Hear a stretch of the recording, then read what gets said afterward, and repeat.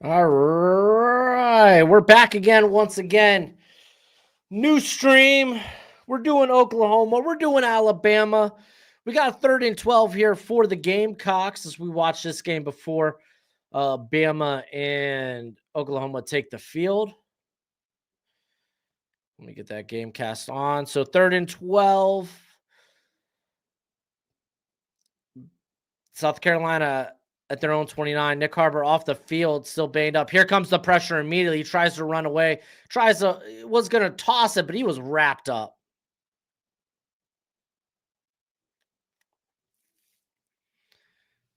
And that was Cassius Howell in for the sack. Golly.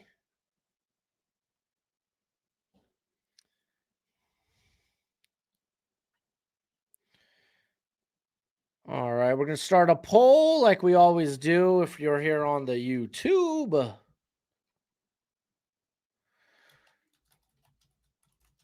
right, here's 4th and 16. The pressure is there again. He steps up. He's really going to try to run this? There it is, dude. That's game. Sorry, South Carolina.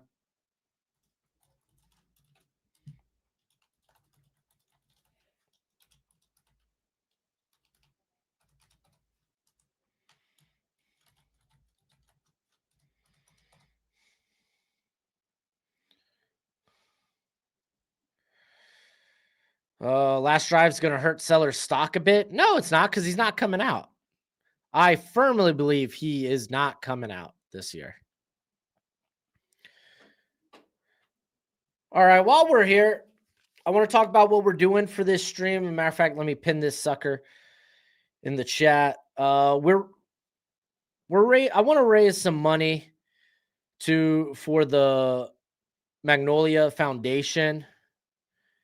If you're unaware of what it is a foundation that supports parents, people who have lost their children, whether that's like financially with funeral costs, medical costs, therapy, making sure there's people there for them on big holidays. So like as a father myself, again, we're fresh off raising money for the American Heart Association when it comes to congenital heart disease in children. And dude, I think children are the light of the world. I have 3 kids myself. I love them so much. And I heard about this foundation, and I may have heard about it earlier because it sounds familiar. On Josh Pate's the Pate show, whatever he calls it, Josh Pate show. I heard about this and realized, nah, this is something I wanna help out with. So I'm gonna give my donation today. Hopefully it's something y'all want to take part in. I'll leave the donation. It's the link in there's a link in the description. It's the pinned comment in the chat. If you're on the X, I'll get the link should be in there. I'm gonna have it on I'm gonna pin that tweet on my X account. If y'all are looking to give, again, it's like I want to give back. That's what it is, man. I want So let me see something real quick. What am I doing? That's silly.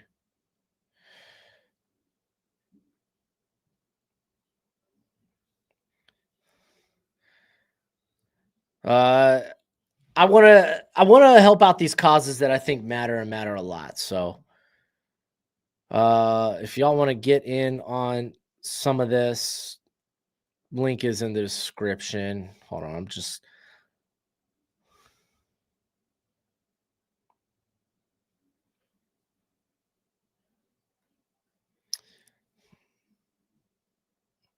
here. I want to post this sucker right now.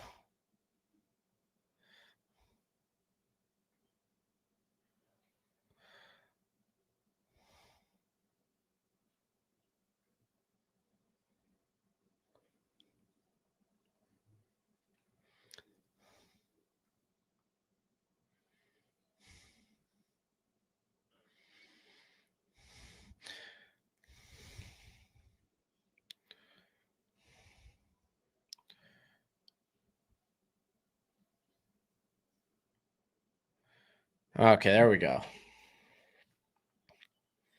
So if that is something you want to help out with, that would be awesome. Are you watching Michigan? I am not watching Michigan. I'm turning to Alabama, Oklahoma right now.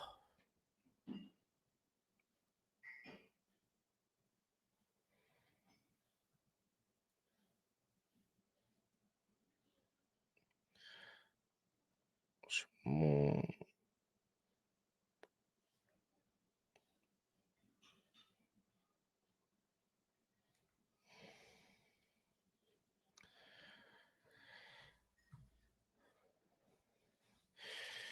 107 left in this game. Nice. Michigan attempting a game winner drive. I got to look at the catch by Andrew Marshall. I'll try it. If I find time, I'll go look at it. The Vegas call South Carolina and tell Seller to not throw the ball. Oh, saying yeah, I have no idea. Nick Harbor wasn't on the field. The pressure was immense. I just think he was looking around and there was nothing open for him. I think that's just the unfortunate fact that pressure hit too quick, and he couldn't really find a receiver that was open quick enough. Dude, it's just that South Carolina offensive line not great, and A&M really revved up the blitz near the end of the game there.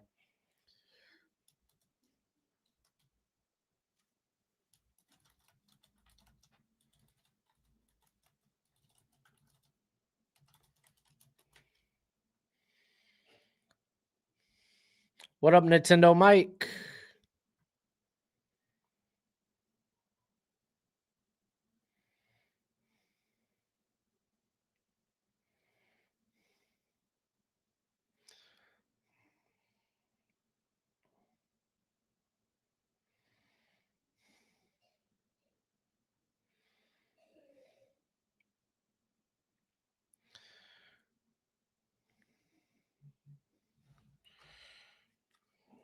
All right. Oh, dang. J.K. Dobbins will be placed on injured reserve with that foot injury. Hopefully, you got R.J. Harvey if you're a Dobbins owner. Chip Lindsey moved from the press box to the sidelines. 52 seconds left. Interesting. I just think you still got to throw it up for a chance of a catch or a penalty. Yeah, I think he tried to do that on the third down, but was being sacked in the process. It's not a great year for Sellers and Company. Some of my favorite bets, some of Gojo's picks here. Duke -3.5. I'd bet that down to -2.5. I think it went up to -4 though, to where I probably don't touch the game. I love Memphis as an underdog. If you're gonna give me the points with Memphis, yes. And then of course I like Alabama. I like them at -6.5. I do have Harvey and Henderson. Finally, yeah. That's a not half bad.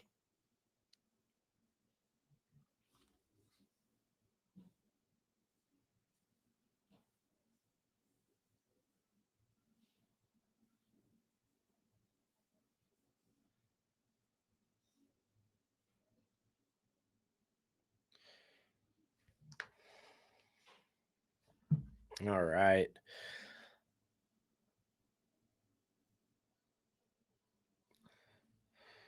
Let me turn on the Michigan game on my phone. Oh, LSU, they just took the lead. They're up 23-22. Got a very tight game there in Death Valley with Arkansas.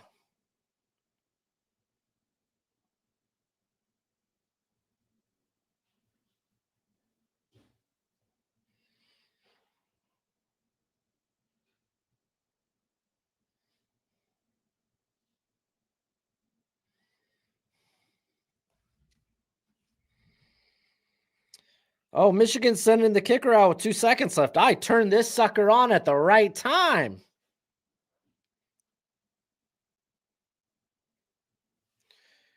All right, let's get a refresh up here.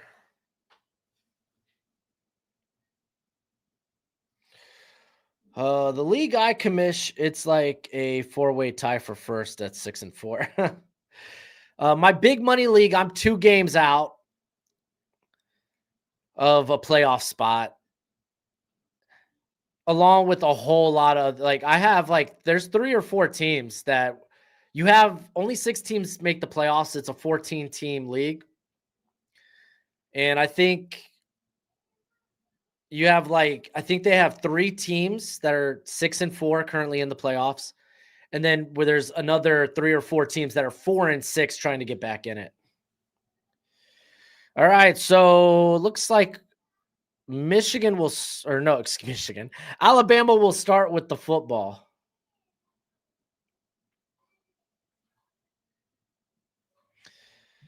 As we're gonna get the game winning field goal kick here.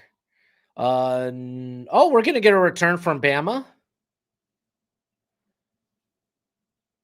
And okay, gets out to the 20. Is that Jeremy Bernard? No, that was Greg Brooks.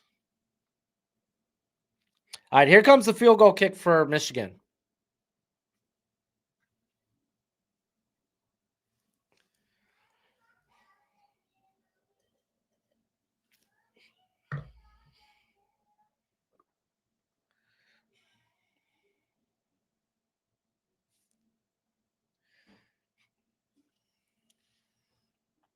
Hey, there it is. Game 24-22.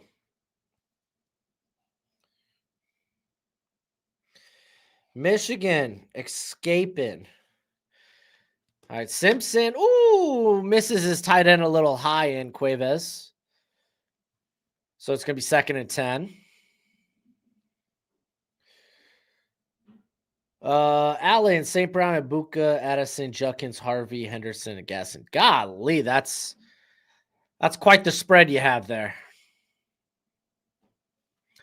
We're going to handoff to Jam, who's going to pick up 3.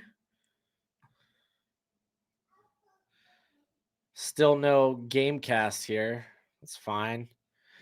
It's going to be 3rd and 7. There we go. There was the game cast. It'll come back up. All right, Simpson dropping back, looking around. He's stepping up. Here comes the pressure, and he goes down. That's Marvin Jones Jr. with the sack and 3 and out for Alabama.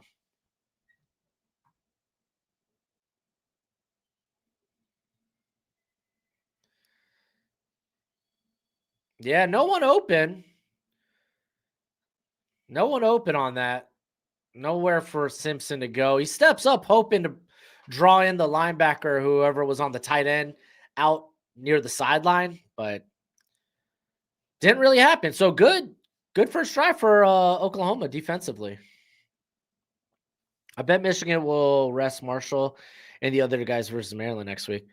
Oh no, we got Centenia's returning this sucker. He's out past the 40. He's down around the 30. Alabama 30. What a return by Centenia. Centenia, there you go. 43-yard return by Centenia to set up Oklahoma with phenomenal field position.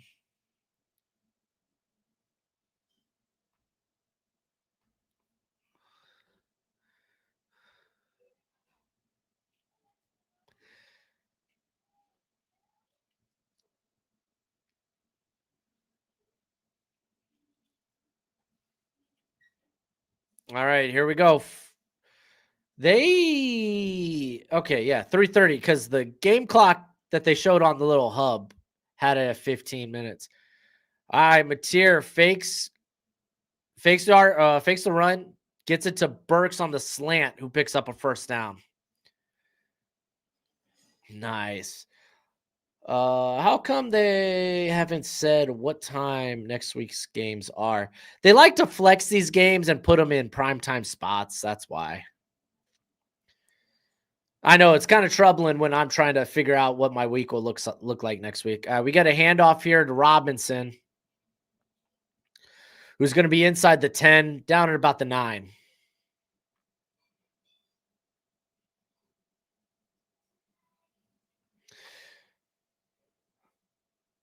You got May. Okay, you got a solid enough team.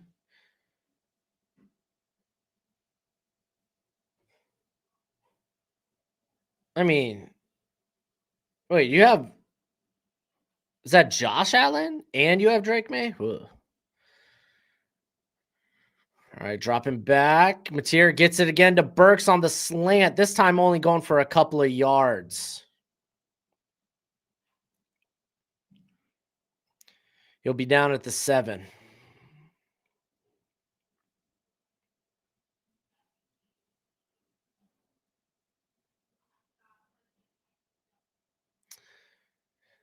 Trading quarterbacks can be somewhat difficult unless it's like a super flex league. All right, we got 3rd and 5 here for the Sooners. They could get a first down and make it 1st and goal. And Mateer dropping back, tossing it. Ooh, overthrows, but not a lot of room anyway. Trying to get it to, I think that was Gibson. And good defensive stop for Bama after the big punt and then the big catch and run. Sangi says, well, I tried to trade to the guy that had Lamar out for however long that was. Yeah. Okay. Yeah, I mean, shoot, Sangi, I stacked Jaden Daniels and Terry McLaurin, so I was like in immediate trouble. Field goal, by the way. 3-0 Oklahoma. They strike first. But it never crossed my mind to trade for a quarterback. I traded Saquon Barkley because I needed wide receiver depth. But I was like, maybe I could do a 2-for-1. So I traded Barkley before he really got into the slump. It was just, he was okay, and you expected him to turn it around. So it was early enough in the season. And I got Javonte Williams and Lad McConkey. But dude, right now I got Joe Flacco starting at quarterback. If Burrow comes back at Thanksgiving, I have Brissett on my roster, but it's not looking good, man. I'm just patchworking at quarterback. I lost Tucker Kraft for the year, so I got Cade Otton. Kind of rough. Broshmo, South Carolina game chokes. Yep, choked. Yeah, I have Burrow in my other money league. Yeah, that's rough. I tried to trade for Burrow in a dynasty league, super flex dynasty league, but I actually tried to trade. If y'all are familiar, I'm in a creators league. I was trying to trade with Football Analysis, Garrett over there on the YouTube channel, Football Analysis, and we could not agree on a price, unfortunately. Jalen in here, roll tide. Born Stellar, man, them Aggies any other year would have lost that game. Dude, no kidding. FES man for me not being able to watch it. Sengi, but I was able to snag Daniel Jones. Never thought I'd say that. Dude, you're telling me, bro. Jalen got the red on. Nice. ESPN is glitching. I'm watching this on ABC. ABC was glitching for me earlier for Notre Dame Pittsburgh.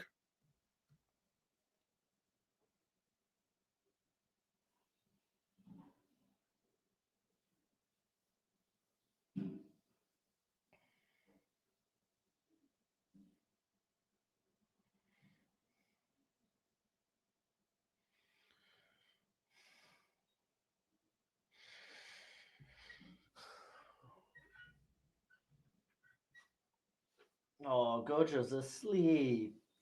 Gojo's a sleepy pup.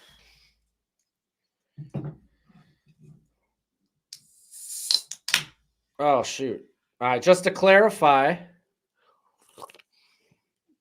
not cracking open any alcohol here. Sparkling water. Waterloo. Raspberry nectarine. Delicious. Not going anywhere near Northgate. Broshmo, would you trust questionable shin Quentin Johnson tomorrow versus the Jags after full practice? It depends what's on your bench, skater boy.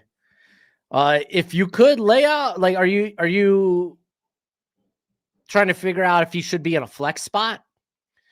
Spartan playoff bracket, dude. We need to go through. We need all these games to conclude before we could go over different possibilities, but I mean, shoot.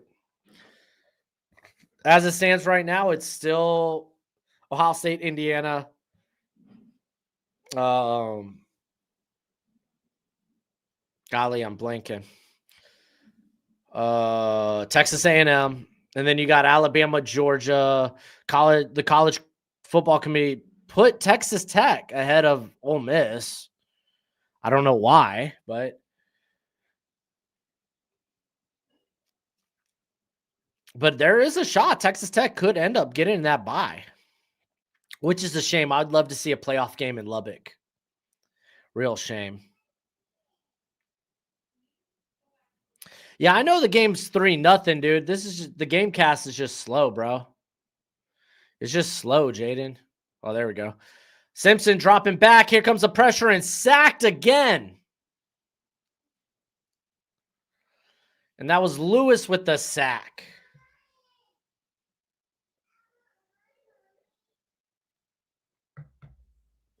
What's boring, buddy? Wow, awesome block by Iwane. Let Katron Allen run for the TD. Yeah. Oh, they tried to get it out quick on a screen, and Williams is a hit in the backfield. Defense came to play for Oklahoma, but we kind of knew that it would. The question really is, can the offense move effectively and efficiently? Seen happy birthday? Hell no, dude. You looking to get hit with a timeout, bro? If you want me to sing, how about you throw up $20? How about that? Get out here, demand things from me free of charge. I think not. All right, Simpson, empty backfield, dropping back. He's looking around. He's going deep. He's got a guy. It's Ryan Williams. It was tightly contended. I see no flag. It looked like there was some hand fight in there, but no flag. 4th and 18. Oh yeah, he gets a hold of the face mask, but I mean, he turns his head. He gets his head around. That's the thing. He gets his head around. Yeah, I think that's a good no call. How, dude? I'm just screwing around with you, Jalen. I'm just screwing around with you, buddy. And we're friends. Well, hello, friend. Trey McBride going to carry me, Tyler. Yeah, well, good luck. Because what? No Marvin Harrison Jr. this week, so yeah, should feed a lot of targets into McBride.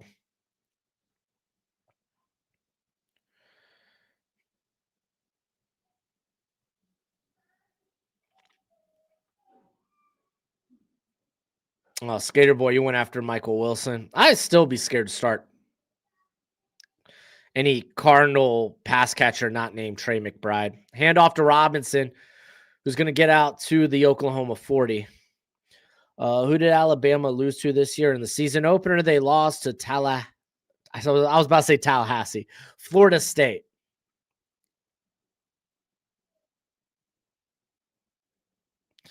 All right, you got Mateer. He's scrambling out. He's rolling. He's going to run with it, and he's just going to go down after picking up about 4 yards. He's going to set up a 3rd and short here.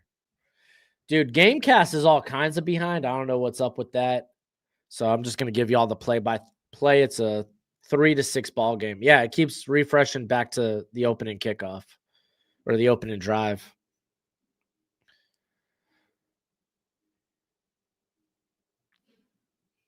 Hey, Wicken! We give cowbell out here for super chats. Well, hi to yourself, dude. Thank you for stopping by. We got a handoff to Robinson, who was lined up at fullback, who's close. Looks like he's past the first down. Even if they're short, I think you go for that. Yeah, Tyler, I drafted Saquon early in the draft as well. To be fair, if Bijan was available, I would have taken him, and Bijan's been okay. Luckily, fortunately enough, I was so desperate for wide receiver depth after Terry McLaurin decided, well, I got a quad injury. I'm not going to be playing much this year. Had to go out and get wide receiver depth, so I was able to do a 2-for-1. Saquon for Javonte Williams and Lad McConkey, and ends up being a big trade for me. Unfortunately, the rest of my team's still banged up and inconsistent. All right, we got a run here from Xavier Robinson, who's kind of taken over as the main back here for Oklahoma. Sets up about a 2nd and 8, 2nd and 7, 2nd and 9 officially. And we're going to get a toss out to Robinson. He's got some space. He's tripped up, but picks up about 3 or 4. There is a flag, though.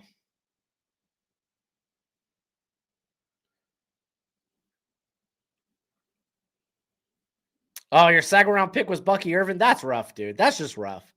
That's just tough, bad luck. Let's see. What was my draft? So I did, because it's a 14-team league with keepers. By the way, penalty is on Oklahoma. So I took Saquon because I wanted Jamar, but he ended up being kept. Bijan went first. I ended up taking Saquon second. In that turnaround, who was it that I got?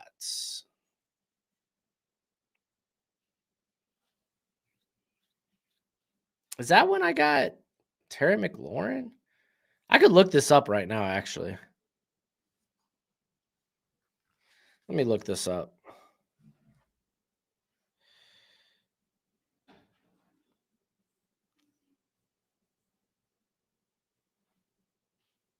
You curious what I got? I'll go over what I got. I'll go over what I drafted and what I currently have. All right, 2nd and 24. Mateer's dropping back. Yeah, they got spies on him, dude. They're not going to let him run. So it's going to be 3rd and stupid long.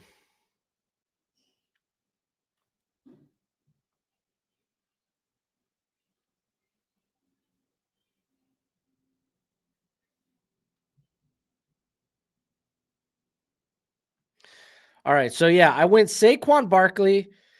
And then since I had the back end too, it was pick 27. I took Terry McLaurin with the intention of stacking him with Jaden Daniels. I took Jalen Waddle in the 4th. I took Travis Hunter. Woof. They just do a quick screen to Satania. They're gonna punt this away.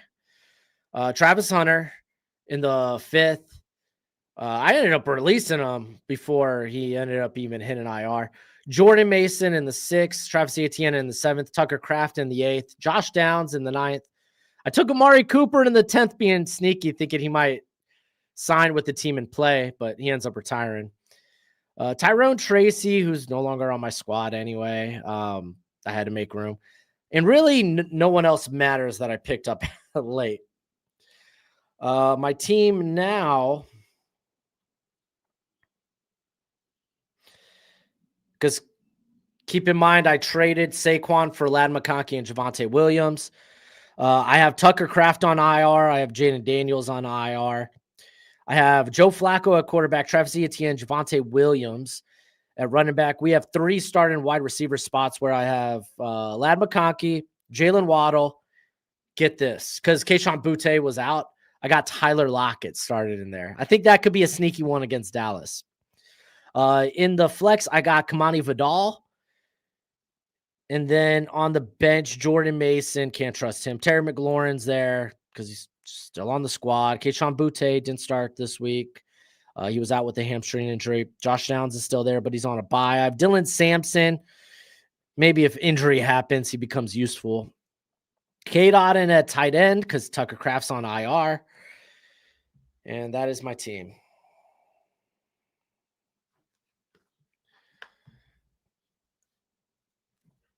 So yeah. Fantasy's been rough. That's my big money league. I've been a little bit better in my other leagues. I got a couple of other lower dollar leagues that I think one I'm 7-3, the other I'm 6-4, comfortably in playoff spots. In my dynasty leagues, I got 4 dynasty leagues, all super flex.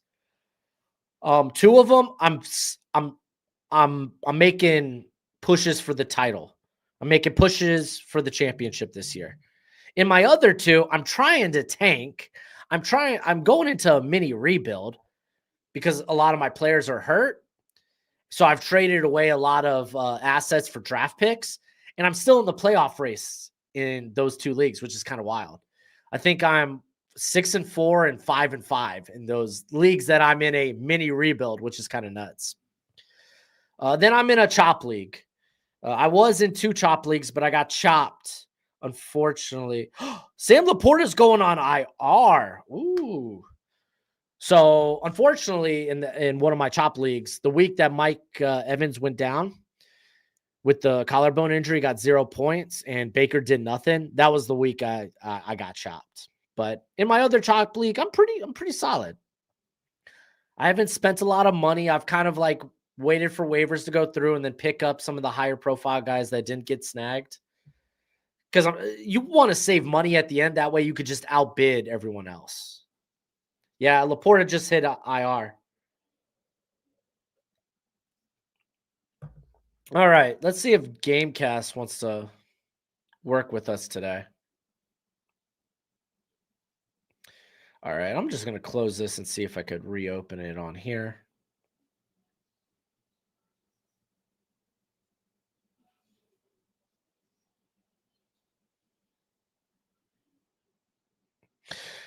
Dude, is ESPN just crashing? Like, what's going on? Hey, look, Texas Tech, they're up 14-0 real early. Not surprising. I need to turn on that Iowa game. I knew I was staying away from that game though. I knew I didn't want to. Yeah, dude, look, the Gamecast is just it's down and behind. It's glitched out. So we'll just keep track of scoreboard while I narrate the game here.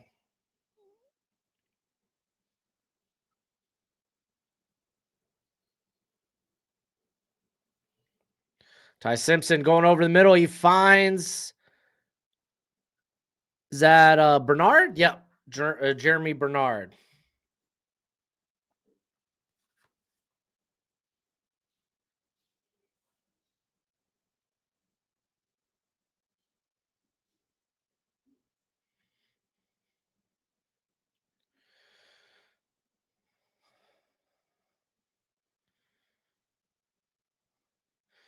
All right, 1st and 10. They got Hill in the backfield there, but Simpson's going to drop back. Here comes the blitz. He dumps it to Hill, who's not able to break the tackle, but he carried him. It's going to set up like a 2nd and 2. Sleeper just sent out a notification that Sam Laporta just hit IR.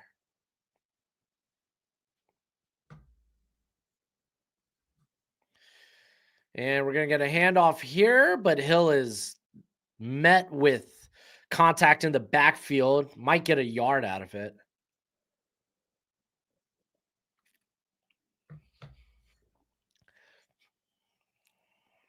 Oh, wow. West Virginia came back. They're now up on Arizona State. Coming out of the pistol, you got Hill in the backfield. Are they going to try to get... Oh, it's a direct snap. At first, I thought they were going to try to get... I guess that's what Bama was trying to do. They were trying to fake or feint like that. They were going to try to get them to jump off or trying to get them to jump up offsides. So then Simpson goes to the sideline. That's a nice call play. That's a nicely called play there.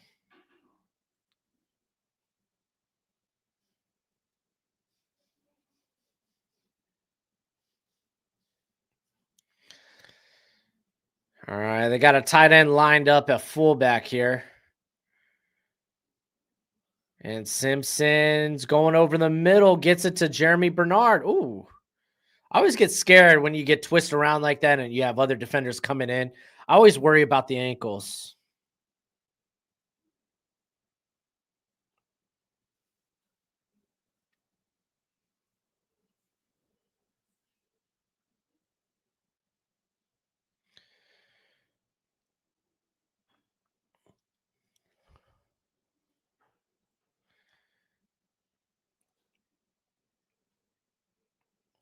All right, you got trips down low for Alabama. You get a handoff to Hill here who makes one guy miss, and he's just able to carry guys. He is so big and thick. Pause. Phrasing. All right, we got 3 minutes left in this ball game. It's going to be second down and maybe about 3. Yeah, second and 3. Bama sitting here at the Oklahoma 25. Excuse me, the 30. The 30.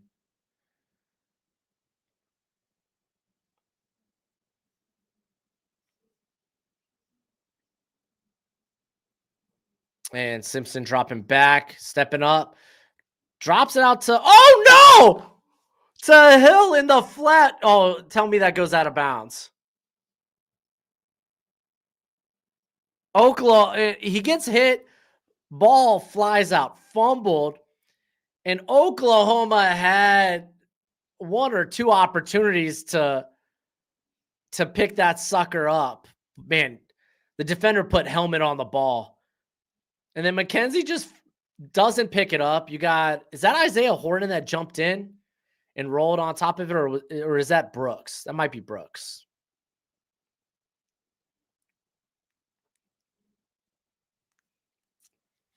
What do you trust, Pat Fryermuth or TJ Hawkins to pick up? Ugh, neither. Hawkins hasn't been hot in a minute. Fryermuth has had some games. I mean, Rodgers likes his tight ends.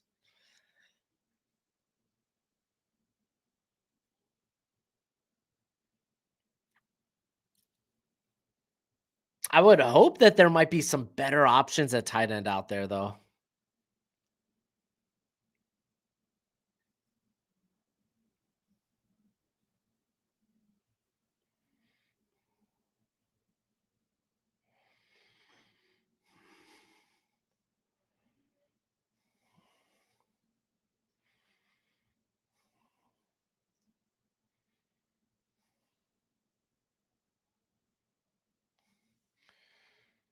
All right, let's do a score. Let's do a refresh. See if ESPN, because ESPN's been kind of glitching out, man.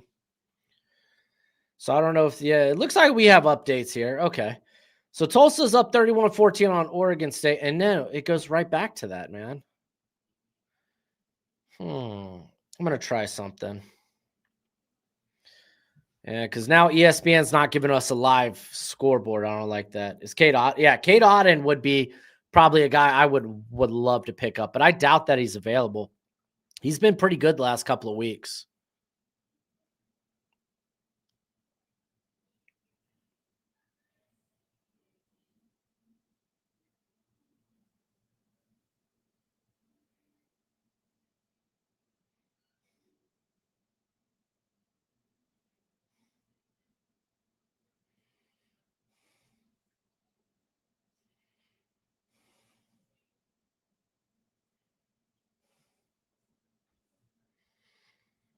Oh, AJ Barner is kind of a solid acquisition, I think. Dude, come on. There we go. Has ESPN got, okay, I think we got our stuff together. Let's actually take a look. All right, I think Gamecast is up and good now. All right, so Tulsa's up 31-14 on Oregon State. That game will be over in the next minute. Close game here. Currently, Arizona State's up 25-23 with Washington driving. Kentucky's up 35-10 on Tennessee Tech. Tennessee Tech with a touchdown can cover. Not that I bet them. I did not. Marshall, they're up 21-10 on Georgia State. North Texas has just demolished UAB 38-15. Missouri State's up 10-0 on UTEP. You got New Mexico up 7-0 on Colorado State. Alabama, Oklahoma. We're doing that game. Oklahoma's up 3-0. Texas Tech is up 14-0 on Central Florida. You got a tied ball game, Georgia Tech and Boston College, 7-7. Iowa's up 7-0 on USC. I actually currently have that game going on my phone.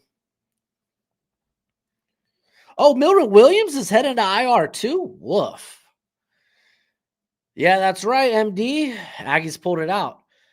Penn State, Michigan State are tied up at 7. Come on, Penn State.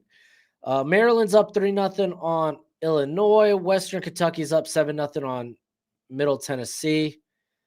Nevada's up 14-0 on San Jose State. James Madison's up 7-0 on App State. Monroe's up 14-0 on South Alabama. Texas State's up 10-0 on Southern Miss. This is an important game for Southern Miss. This is an important game. They're trying to get to that Sun Belt. Virginia's up 7-0 on Duke. Miami's up 3-0 on NC State. Oh, no. Ty Simpson just threw a pick. And that sucker's going to be returned. Bowen's down at the 30. Past the 20. The 10. Touchdown. It's a pick 6. Oh, buddy.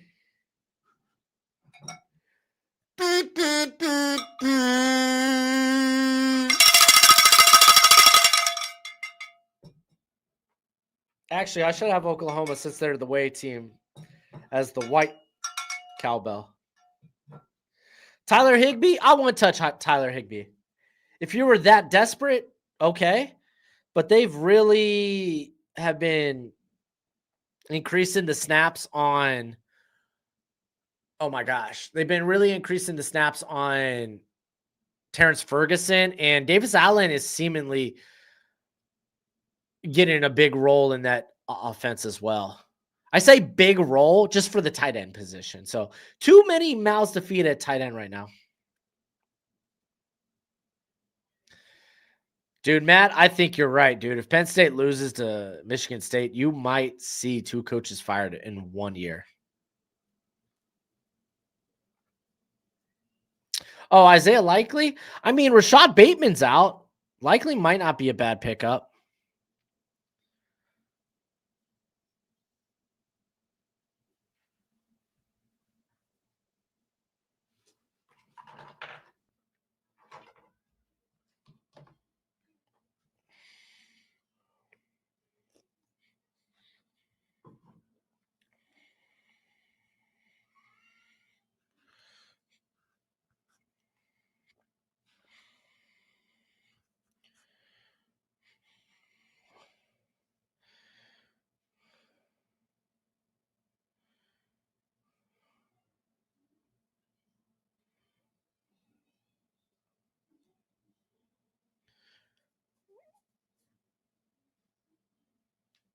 Okay, Gamecast.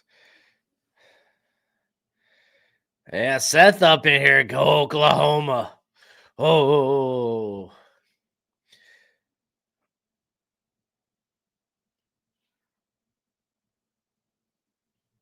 right, here comes the kickoff out. Brooks gets it about the 29. Cincinnati blew the season. No pass defense. Yeah. I mean, they get BYU next week, but if they beat BYU, I think that just puts Utah in the Big 12 championship game. Am I streaming on TikTok? Is that what you're asking, Kirito? I'm not. Streamlab, I don't know if I could set it up for TikTok. I'd have to go look. But I do want to stream to more platforms. All right, Simpson dumping this to Cuevas, excuse me. Picks up about 4 yards. What's up with the layout? Kirito, that's because you're viewing it as a YouTube short. I have a YouTube short stream up as well as a normal stream up. Yeah, Pat O'Connor to IR. I saw that. That's not a crazy big hit.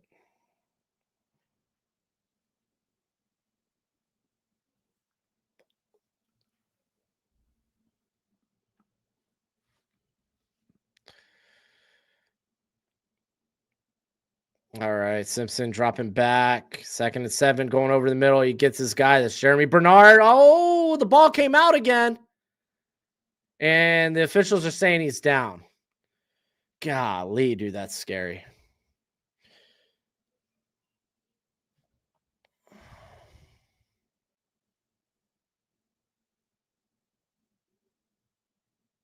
Yeah, there you go, Kirito.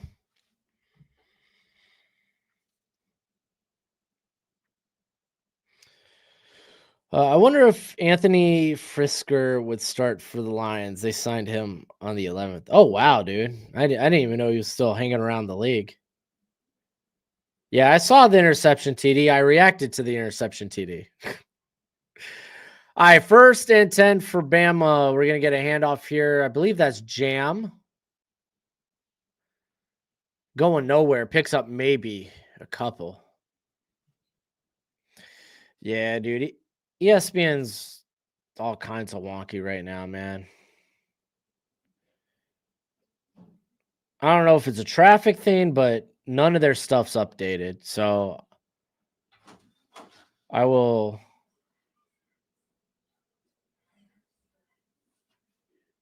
I'll just give the play-by-play. Uh, yes. Thank you. Yeah. All right. I'm actually about to hit the restroom real quick. If you didn't know, now you know. Today, you'll see the little logo over here.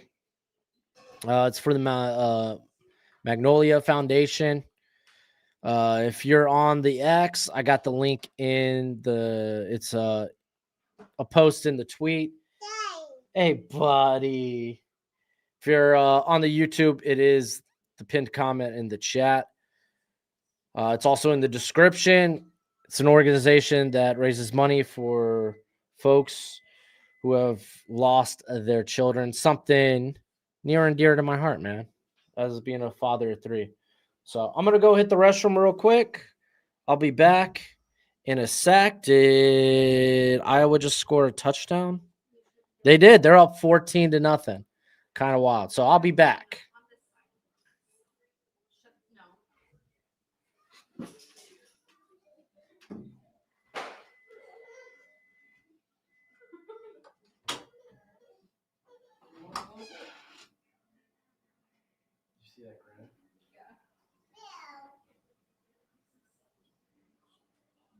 Close it. Good job, buddy.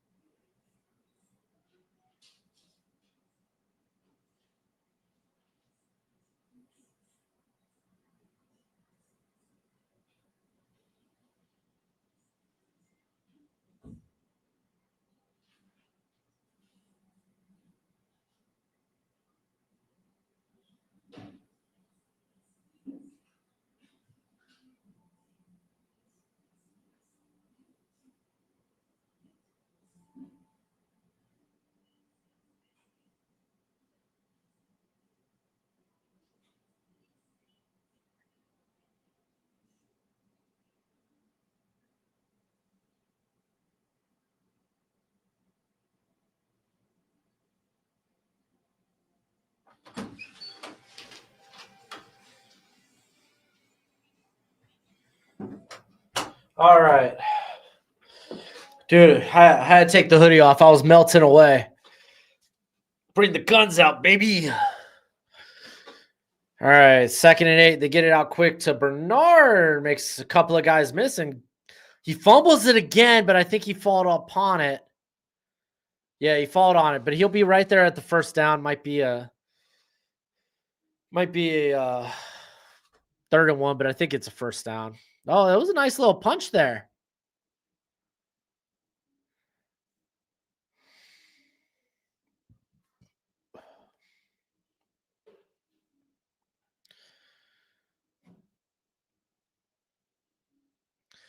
All right, 1st and 10. Kind of have to have a score here. Don't want to give Oklahoma the ball back with being down 10. Don't want to give them a chance to extend this to 2 scores. Oh, Simpson keeps it. He's going to get the first down on first down. That's a 10-yard pickup. Yo, he fooled the camera. They thought he handed it off to Jam. Yeah, see, Iowa's up 14-0. They're looking to end USC's season.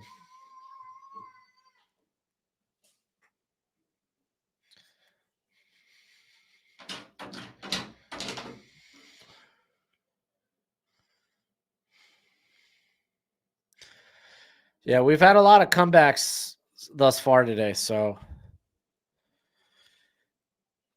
if you are a USC fan, don't fret yet. Oh, Simpson trying to go for a back shoulder on Bernard, just a little behind.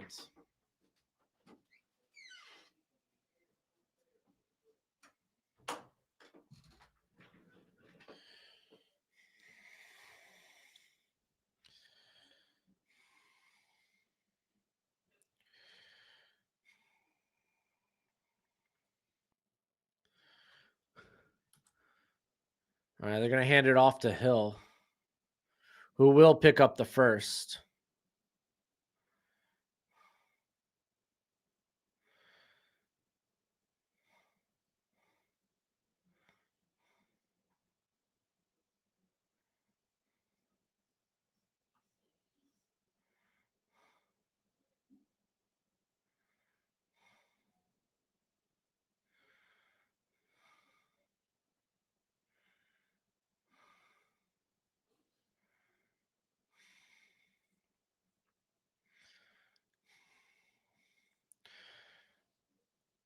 All right, here we go. 1st and 10. Oh, fumbles a snap. Might have been a low snap. He gets it. He's got wide open. Is that? No, that's Edwards, the other tight end, for a first. Oh, man, averted tragedy.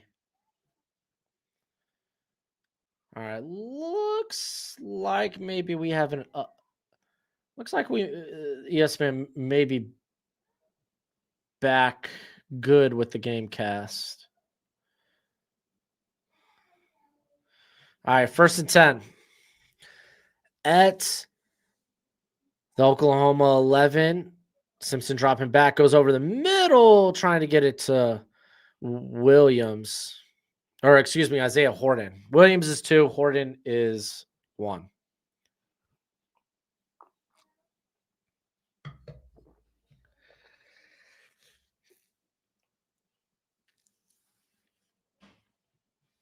Was that the stumble bump? All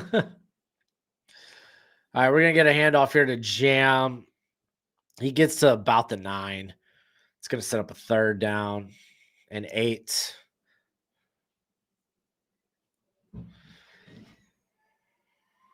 Stole from the Lions.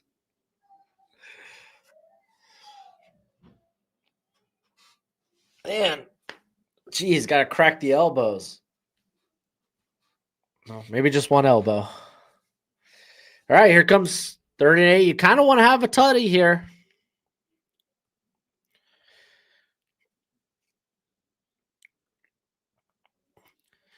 And it's picked. Robert Spears Jennings threw it into tight coverage. There's a flag. It's a flag in the end zone, too. Pass interference.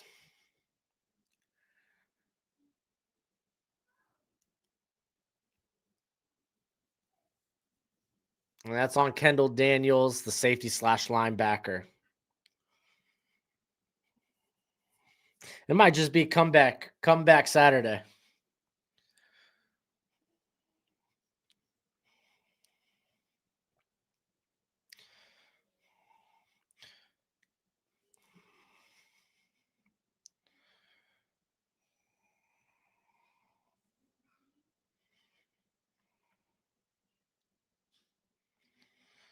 All right, first and goal.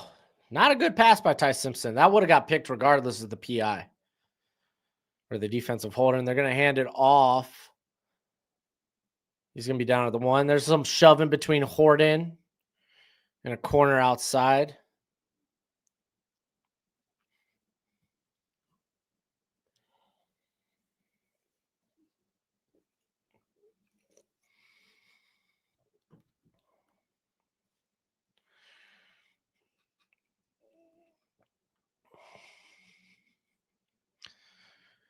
And they're going to hand it off to Hill, who's cleanly in the end zone. Touchdown. No, there was an interception, but it got called back for defensive hold-in.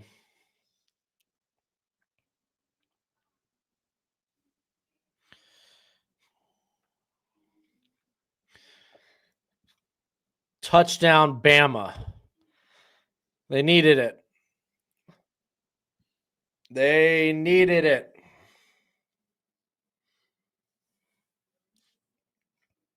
I'm going to throw the glasses on to preserve the eyes.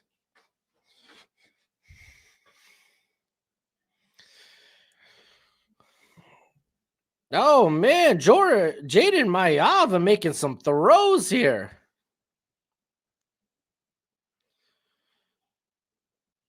As it's first and goal, they're looking to get up on the board.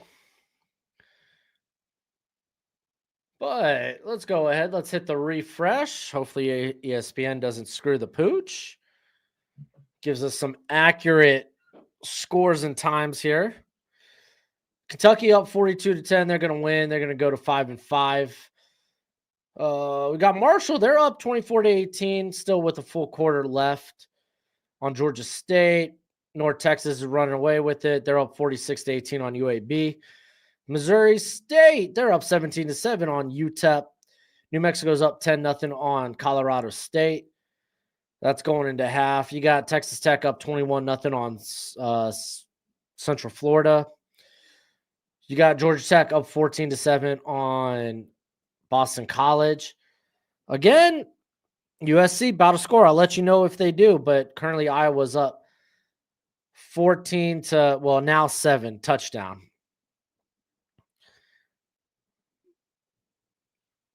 As we're going to see the touchdown play here. It was a direct snap to the back. Touchdown. Michigan State, what the heck? Penn State, what's going on, bro? Come on, Penn State, do something. Did they just lose all their morale after that late loss to Indiana? Illinois, they're up 7-3 on Maryland. You got Western Kentucky up 14-7 on Middle Tennessee. Nevada's up 28-0 on San Jose State. You got James Madison up 10-0 on App State. Monroe's up 14-7 on Southern Alabama. Texas State, I think they're about to actually go up 20-0 on Southern Miss. Woof. Currently, Virginia, they're up 7-0 on Duke. Miami's up 10-0 on NC State, and it looks like they're about to score once again. Watch out. ECU, they're up 7-0 on Memphis. Tulane's up 13-3 on Florida Atlantic. Tennessee just got their game started against New Mexico State.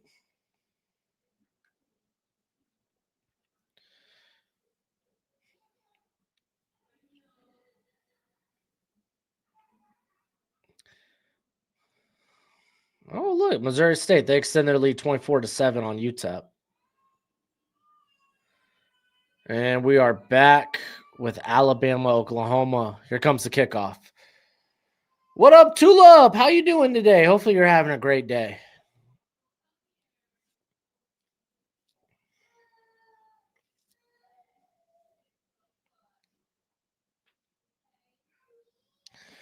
Ty Simpson's made some errant throws. I will say that.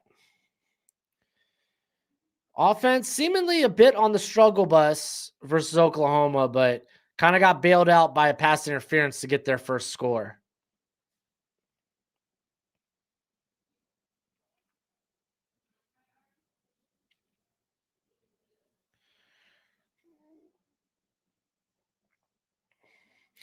I'm doing well. How about yourself? I'm doing well. Enjoying a great day of college football. 1st and 10 here for Oklahoma after the touchback at their own 25. Mateer dropping back, almost intercepted. Try to anticipate the slant. Again, this RPO slant that they did on the opening drive twice to Deion Burks.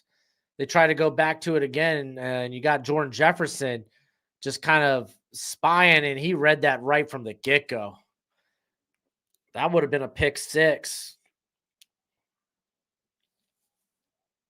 2nd and 10. And Mateer's going to run with this one. It's going to make it like a 3rd and 5 after a 5-yard pickup by Mateer.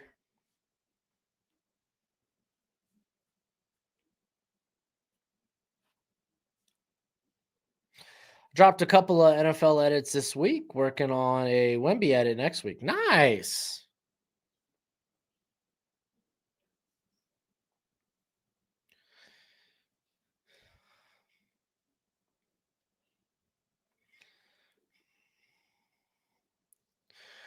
So LSU did secure the victory versus Arkansas. Ooh, tries to get it on a back shoulder. Little out route, but incomplete. Bama's going to get the ball. But I will say Arkansas, they covered that 4.5.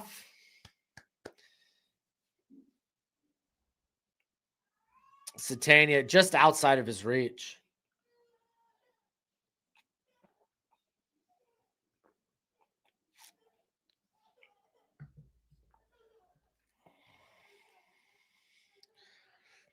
What made you a Jared Verse fan? He's one of my favorites. Oh, dude, I watched his tape at Albany, and he was one of my sleepers. Like, hey, watch for this guy moving. I didn't watch his. Oh, fumble on the punt!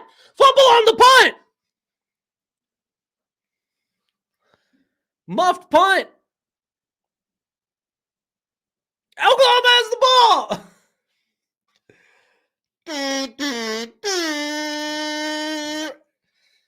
So I didn't watch his Albany tape. I watched him at the spring game for Florida State, and I loved what I saw. I loved it. And I was like, hey, this guy could be a hot riser if he steps up at Florida State, making the step not just to the FBS, but to the Power 4. Banger year, decides to return. And just, I'm a sucker for guys that can convert speed to power, that are bendy and explosive. He was my dude throughout the whole process. I just utterly loved Jared Verse. He was my guy. All right, coming out in the pistol, we're going to get a handoff here to Robinson. Oh, it's a flea flicker, and they get it. Kanik getting the first down there.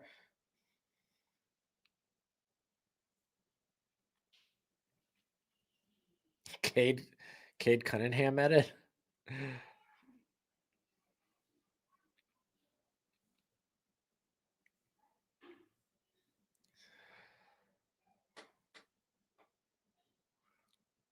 All right. Tier's gonna run with this one. Goes up the middle. Oh, he's spinning around and he's in there. Touchdown. Oh, no.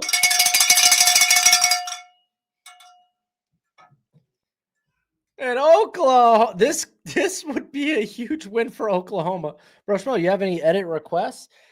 Maybe an anime you like? Oh, I don't want to make more work for you, but I will. What's uh, what's a manga I like right now specifically that currently has an anime going on? Well, you know what? How about an old one? What got me in, well, DBZ got a lot of us into anime back in the day. But the anime that got me like, no, I love anime. I think I love anime. I need to see more. Trigun, dude. Let's go to you can see it right there. I got Vash the Stampede right here. He is my favorite anime character in history. So if you want to put that on the agenda, I would that would be sick. I love I love Vash the Stampede. He's my favorite anime character in history. Trigun, one of my favorite anime and manga of all time. Not a recent anime, unfortunately, but is what it is. I'm unfortunately getting into the slice of life, young romance mangas in my old age. I don't know. It's a nice change of pace from like your typical like shonen and stuff. Were you a Digimon dude? Absolutely, was I a Digimon fan growing up? Got got Rurumon all the way, baby. I was a big Matt fan. Yeah, my daughter loves Digimon. She loves Digimon. My oldest daughter.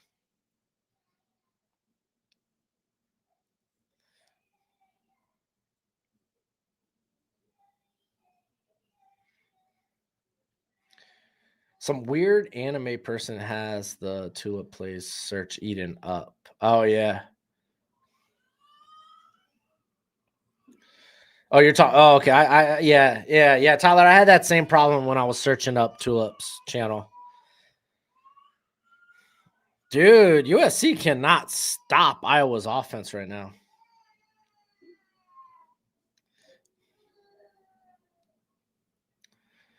Am I planning on visiting family this Thanksgiving? Oh no, my wife's family is here in town. My dad lives out in Henderson. He's literally a couple of minutes from the strip.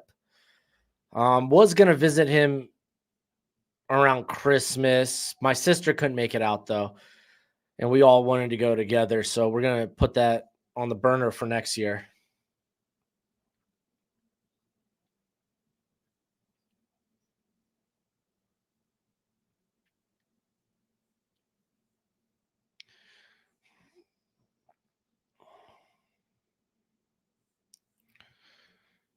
Yeah, Digimon was fire, bro. Digimon Adventure 2 was dope. I came around to Tamers as my daughter watched it. I was like, you know what, Tamers ain't bad. I never really got into Frontier. Um, they've had a few like remakes, reimaginings of Digimon Adventure. I think were good. Like straight up, Digimon games not great. The card game not great. Video games, I heard they had a recent one of those are all right, but Pokemon kills. They crush at the games. The anime is not bad. Digimon easily a better anime. Easily. Yeah, I might have to get my daughter the Digimon game.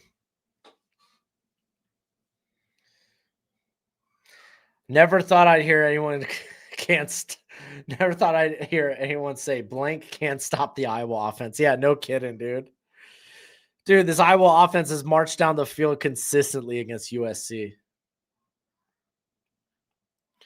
Dude, Bama now consistently being put in these positions where they have to score. The Oklahoma defense has been money, man. And Iowa touchdown. They go up 21-7.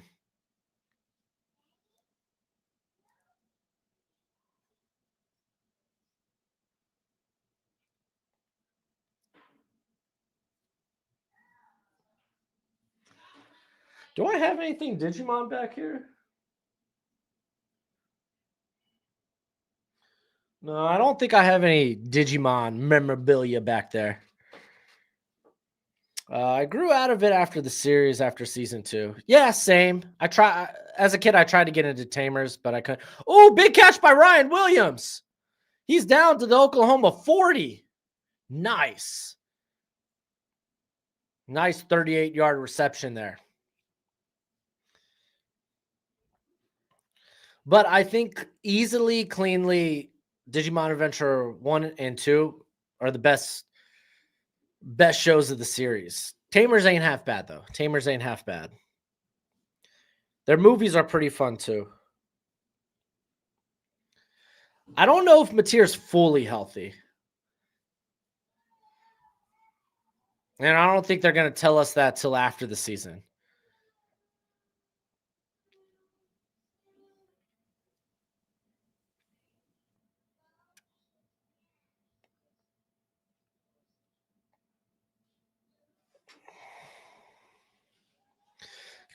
Considering he came back early,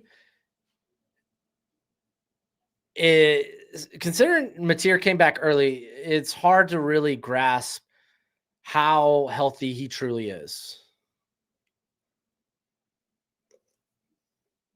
You got trips down low for Oklahoma on or for Alabama on 2nd and 5. They're going to get it out to Brooks, who's going to pick up the first down. He's inside the Oklahoma 30. I have no idea. Dude, I haven't watched Gronk. I think he's not even draft eligible. So yeah, no, I couldn't tell you anything about him. Anyone you're really focusing on after Mateer and Simpson? I am curious to see how Jaden Roberts looks in this game. With R. Mason Thomas out, seeing who steps up on the Oklahoma defense, specifically the defensive line, I'm kind of intrigued with.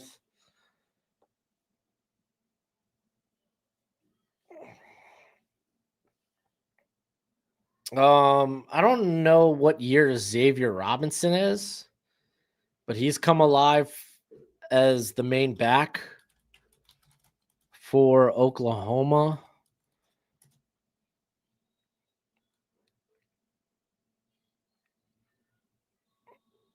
I'm looking it up right now. Former 3-star. I got here. He's a true sophomore. Yeah, true sophomore. So he's not draft eligible till next year. So I'll be watching him over the summer. So actually, let me add him right now.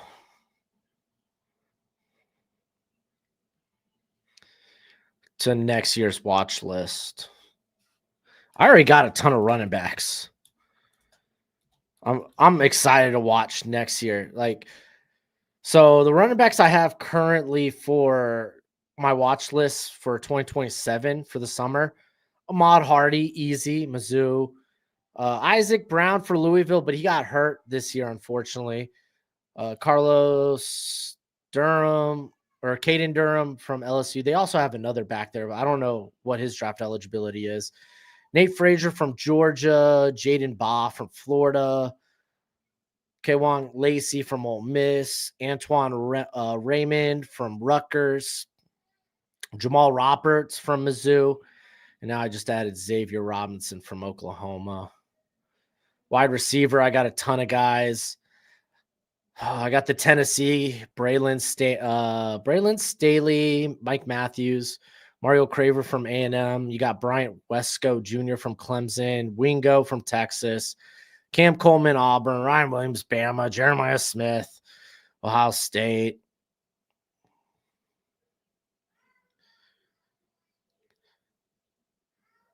So there's some excitement, man. There's some excitement for the 2027 class.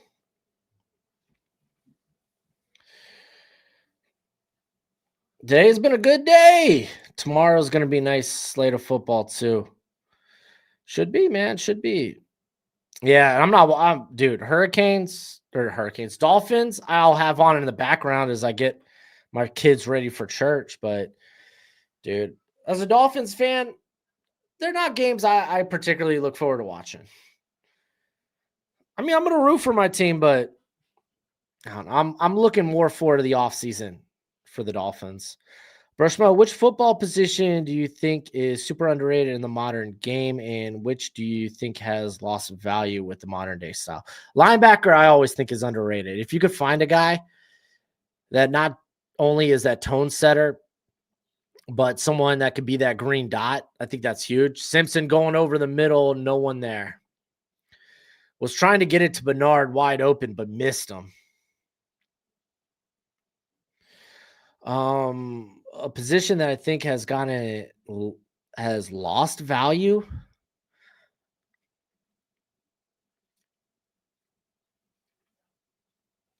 Huh.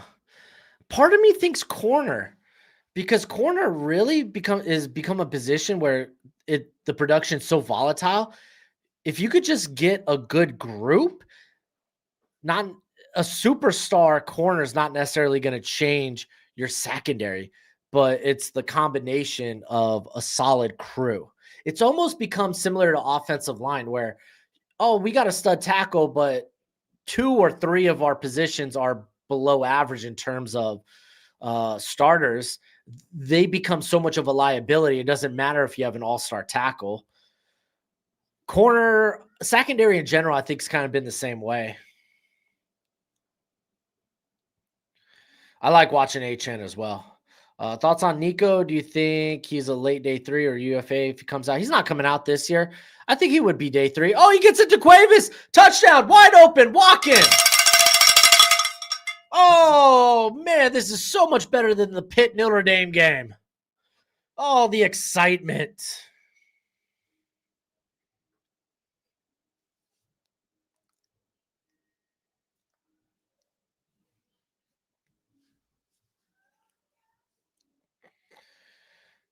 Tyler, you like watching HN? I do too, man. I liked HN coming out of A&M. For a smaller back, he plays hella physical, keeps the feet moving through contact, and then home run speed doesn't hurt. Who do I think wins the American? Oh, dude, that's $1 million question. I want to lean North Texas, but I think they're currently outside looking in when it comes to Tulane and Navy.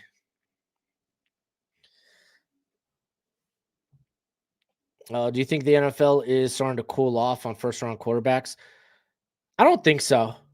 It's just such a valuable position. It's worth taking the shot every year. It's just worth taking the shot. If you had a roster full of average players and could add 3 superstars, which position would you pick? QB is a given. What are the other 2? Pass rusher, edge rusher, and wide receiver. I think easy. If you could give me a bunch of average players at all my other positions, then give me Micah Parsons or Myles Garrett. Give me Jamar Chase, and then give me your quarterback of choice, and we'll call it a day. How many first-round quarterbacks do you think there will be? I would put the over-under this year at 2.5. I would say 2. I think it could be similar to last year, except for instead of one going first overall and then one going at the back end of the first round, I think we're going to see 2 in the top 10, and then the next one maybe taken sometime on day 2, because it really depends on who decides to come back.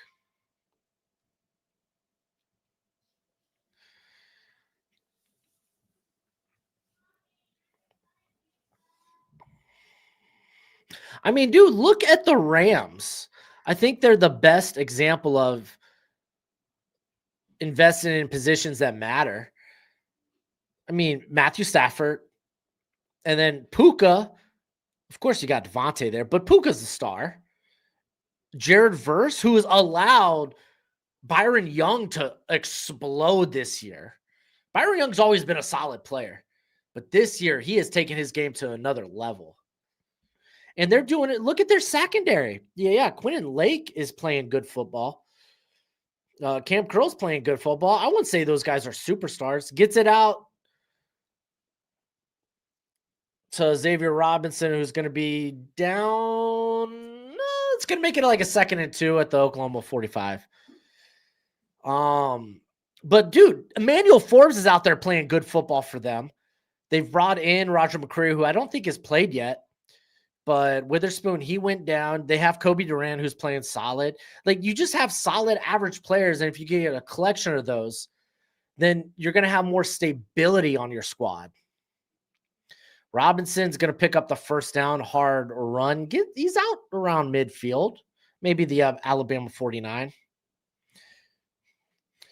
We got Eric. I might be crazy, but I think Will Anderson is a first ballot Hall of Famer from the little we've seen from him in the NFL so far. Hey, dude, Will Anderson's hella good, dude.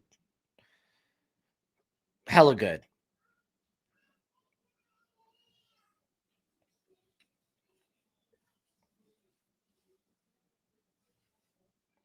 We're gonna get another handoff to Robinson here, who breaks one tackle, but good wrap up there. Oh, Damani Jackson on the field making a play after I just made him a stock down player because he's been out of the starting lineup. Damani, and stopping the run nonetheless. Damani Jackson. The same Damani Jackson who basically gave up like 100 yards rushing because of poor angles in the Georgia game. Damani Jackson is back on the field, by the way. Is this a Damani Jackson resurgence game? All right, we're going to get a quick screen out to Satania, but he's wrapped up quickly. And that's Keon Sabb with a stop. Nice. It's going to set up 3rd and 7. USC going for a field goal before half to make it an 11-point game. Looks like we got a timeout, Alabama.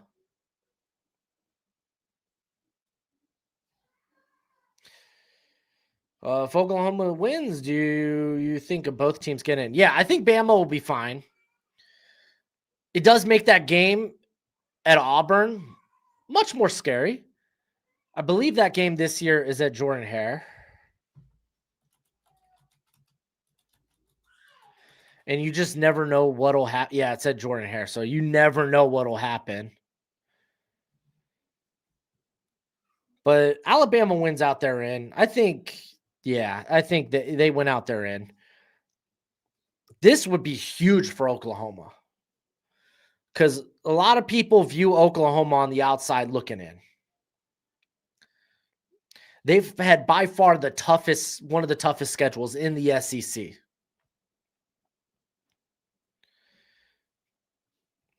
And I still think it is tough heading out. Oklahoma football. All right, Mateer dropping back. There's pressure. He's trying to scramble. He gets it out. A little too high for Blaylock, but there's a flag.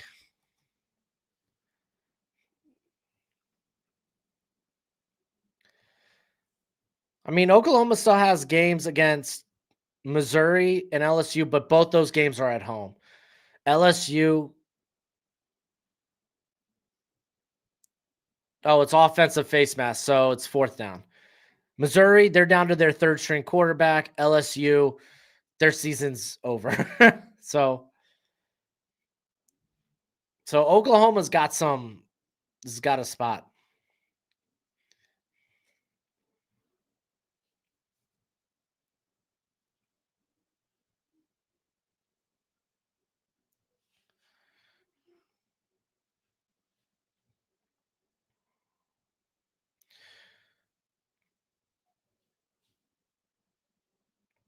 All right, here comes the punt.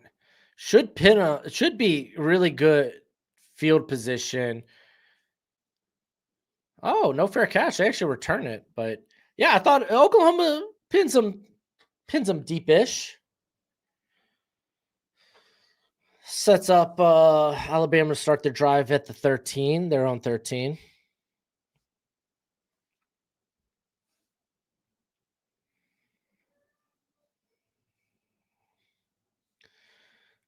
Dude, Jacob Rodriguez got a rushing touchdown. Oh, buddy.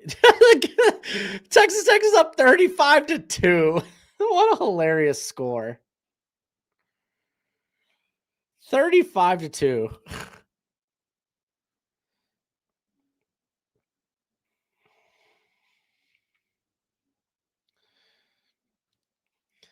All right, empty backfield. Simpson's dropping back. He's going to check it down to his back. And, oh, man, he is tackled. Might have lost a yard there. Yeah, Texas Tech is legit. Texas Tech that's a very good football team there. They are easily, I think, the best team in the Big 12. I wanted to make them my favorites in the Big 12 so bad at the beginning of the year. Instead, I went with the safe option that ended up not being safe at all. Kansas State. They had so many guys returning. What do returning starters mean? Apparently nothing. Gets the ball out quickly to Cuevas, who's going to pick up the first down. Blitz came in quick. Simpson made a quick decision there.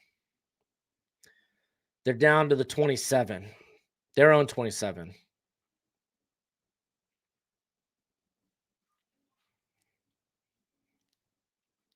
I don't know if Nick Anderson's playing for LSU.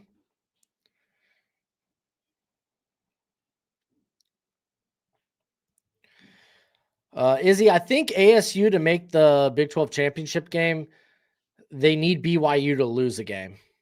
And I think maybe even Utah, right? Let's actually pull that up. I'm pretty sure they need Utah to drop a game as well, which Utah has games against Kansas, Kansas State, Baylor. Oh, no, they're ahead of the Utes. Do they got a win over Utah? Yeah, they do. They do got the win over Utah. No, they don't. Utah's got the win. So Utah smashed them. That's right. So Utah will have the head-to-head victory, so they'll be ahead of Arizona State. It's just Arizona State's got one more victory right now. They're gonna need BYU to drop a game.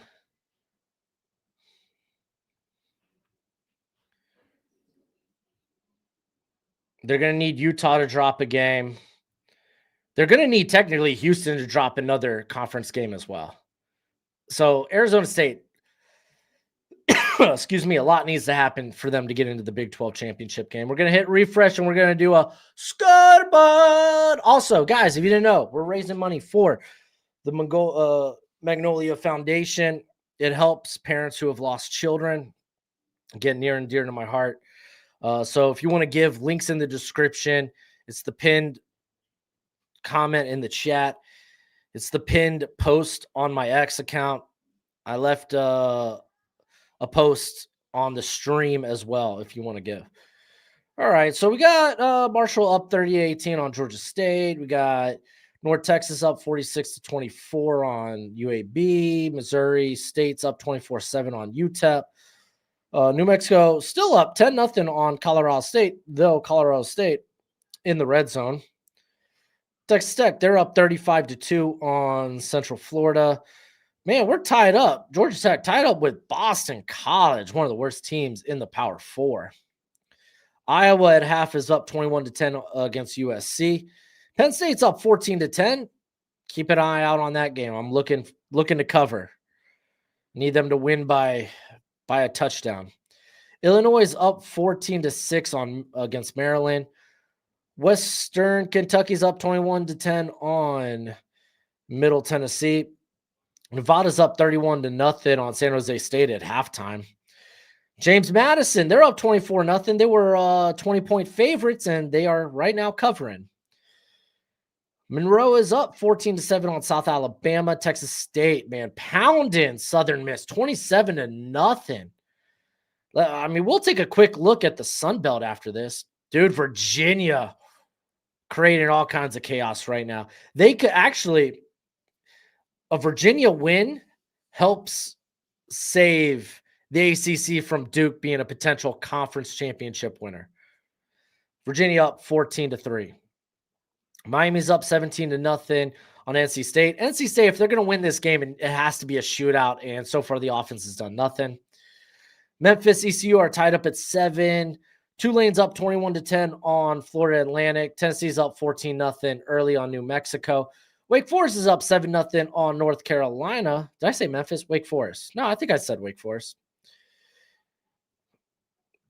So that's what's currently going on in other games. Simpson gets it out to, I believe that's Cuevas again. Dude, they got to cover Cuevas, man. I don't know what's going on.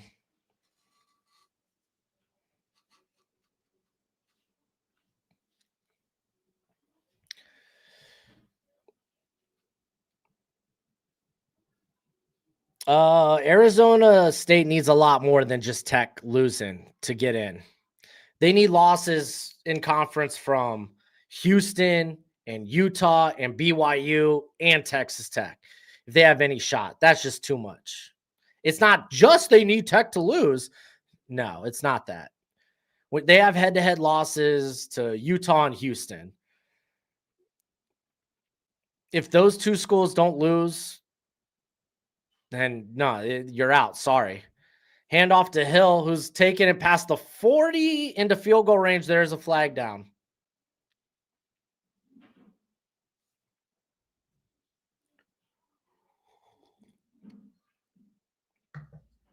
Hold her on the offense. It's coming back. All right, I do want to take a quick look at the Sun Belt rankings. Oh, look, whoops. I meant to go to the stand-ins.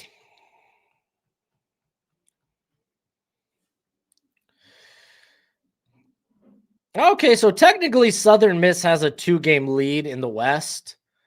So they should be in the clear.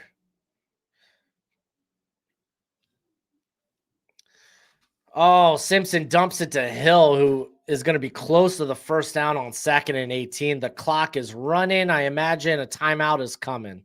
Or not. No, they're just going to get to the line quick. It's 3rd and 2. You got bunches down to your right. Here comes the blitz. Simpson scrambling, dumps it, gets the first down. Cuevas, dude, he's eating them up, man. Guard this man. He's eating up the Oklahoma defense.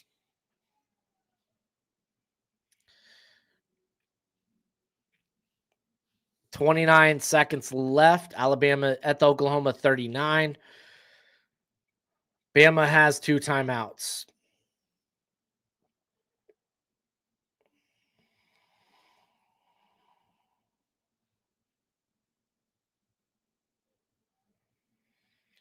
Got Cuevas down low, trips up top.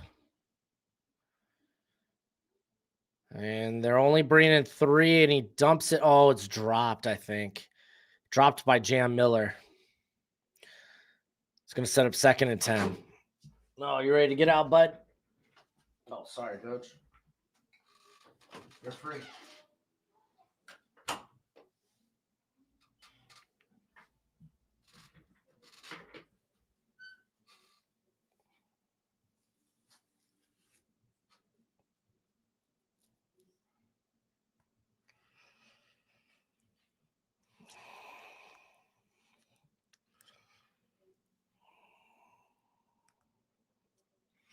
All right, 25 seconds.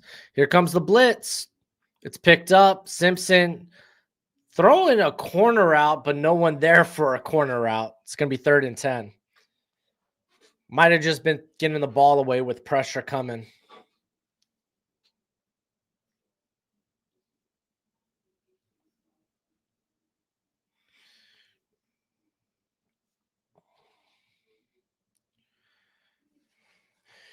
Jam went to high school 40 minutes from where I live. That's dope, dude. That's dope, Jeffrey. That's cool.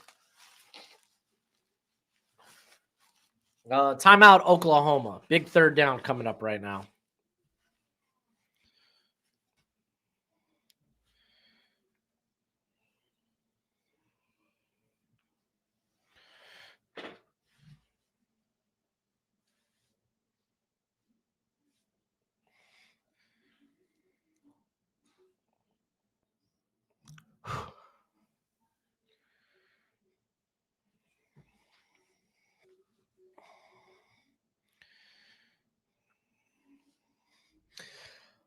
And Houston still play. Yeah, Houston could still play in the Big 12 championship game. Oh, I guess let's pull it up again. I mean, we're talking possibilities. Let's just keep this tab open. So they're gonna need a BYU loss. So let's say BYU loses to maybe a Cincinnati or a TCU. What pushes them over the edge?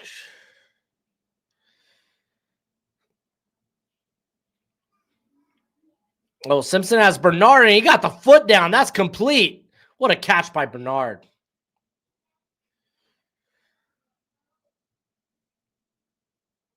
Oh, he said bobbled incomplete. Oh,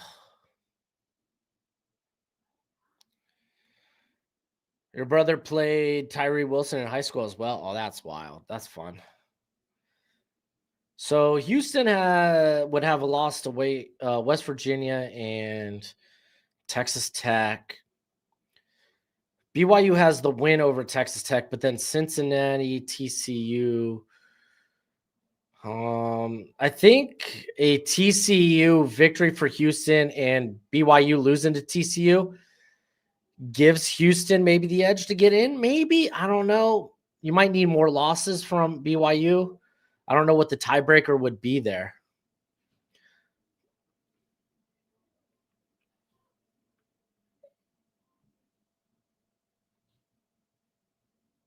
Oh, yeah, he didn't survive the ground. Crap.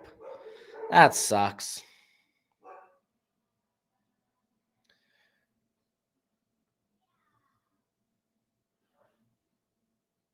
Yeah, no, that's incomplete. Bernard didn't survive the ground.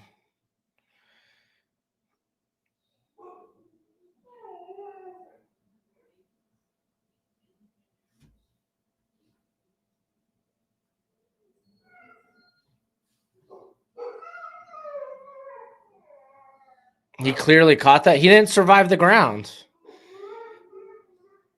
He hits the ground, the ball comes loose. You got to survive the ground.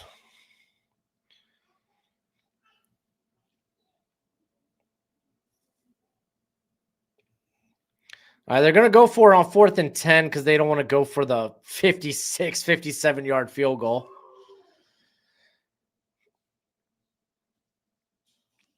All right, Simpson dropping back. Here comes the pressure. He gets it. Horton wide open, down to about the 25. 6 seconds left, and they'll probably bring out the field goal unit. Though they have another timeout if they want to run another play. More so maybe just to get in a better position for their field goal kicker.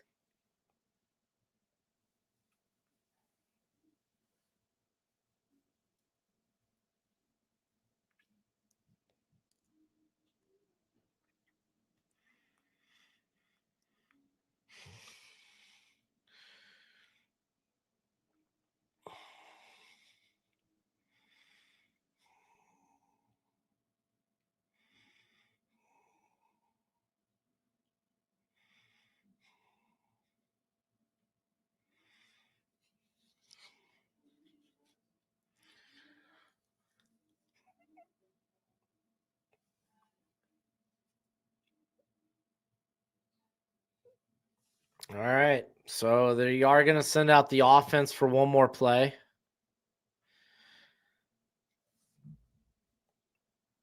I imagine. I don't know if you got enough time to take a shot at the end zone. I don't think you do.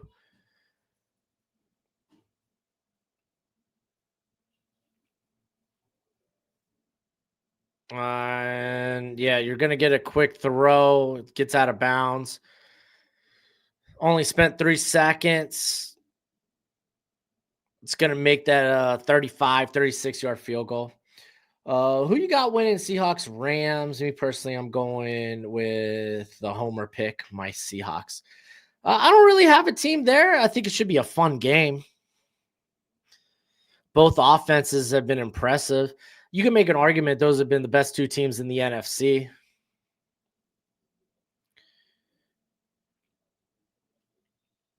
I don't really have a dog in that. If you're going to ask me to bet it, I won't.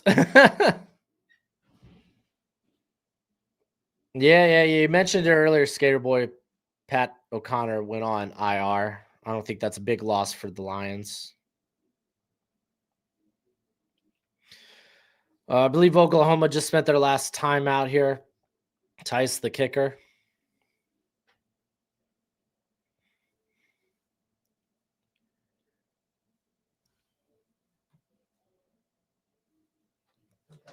Let's get the slide whistle here. Oh, they cut. They cut Pat O'Connor. Oh, I misread that. Oh, must have been some sort of injury waiver then. All right, here comes the field goal. Oh my gosh, he's nowhere close. Wide left, and he is mad. He is yelling at the holder, I think. Or maybe the long. No, he's yelling at the long snapper.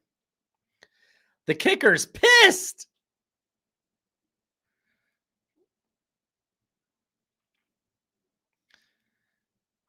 Yeah, high snap.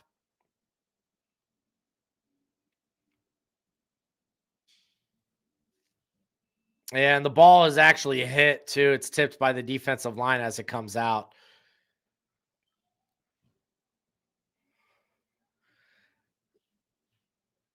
There, dude, kicker pissed. I love that. Kicker is hot. He's bad. He's ticked. That's hilarious. That's hilarious.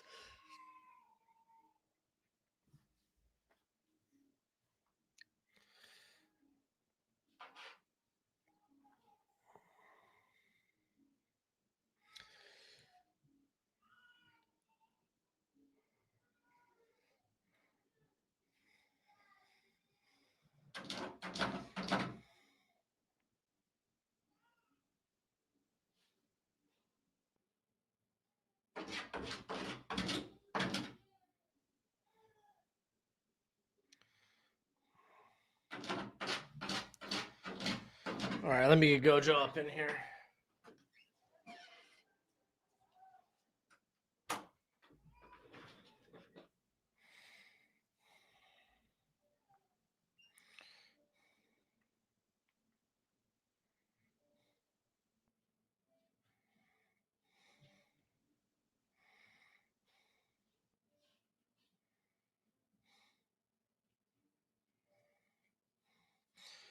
All right. Well, we're here at halftime. Probably a good time to talk about the draft guide. If you like the NFL draft like I do, and if you're viewing this channel, you probably do, then hey, I got good news. I go deep. I already have 300 player evals and counting, along with over 600 prospect backgrounds. You might be interested in this. We love the NFL draft, and now my draft guide is available for purchase. It comes with over 500 player backgrounds and close to 300 player evals. It updates throughout the whole draft cycle. So when I add a new eval or I change my rankings, you're going to be the first to know. It's going to have all the pro day and combine numbers along with analytics. And it's a Google spreadsheet for right now. So you have to include your email with the purchase, but we will be switching over to a website at the end of the year. And if you get it now, it's going to be cheaper now than it will be later. It's a great way to support the channel. And as always, much appreciated, much obliged. All right.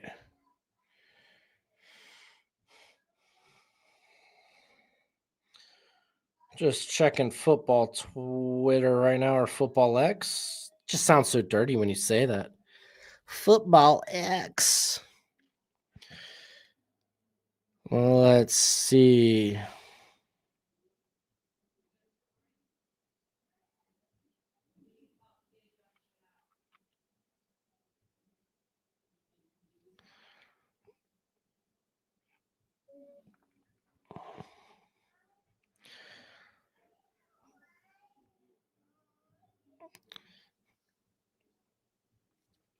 Oh man, you got people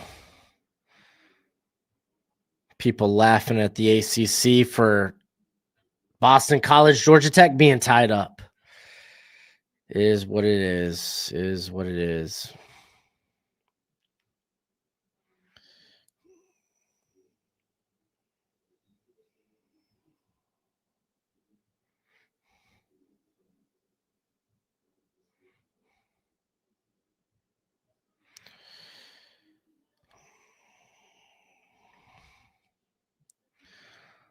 Let's see.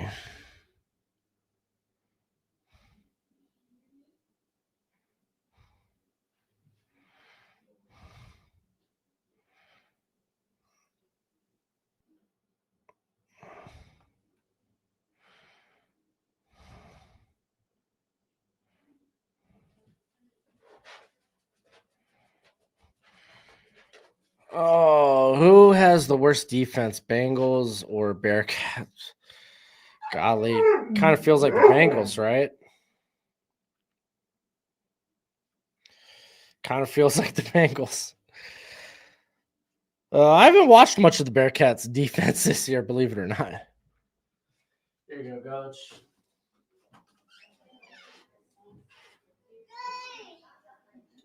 Hey, can you close the door for me, bud?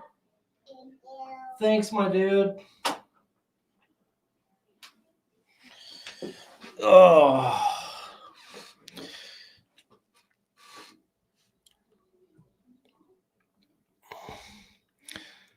So take a quick gander.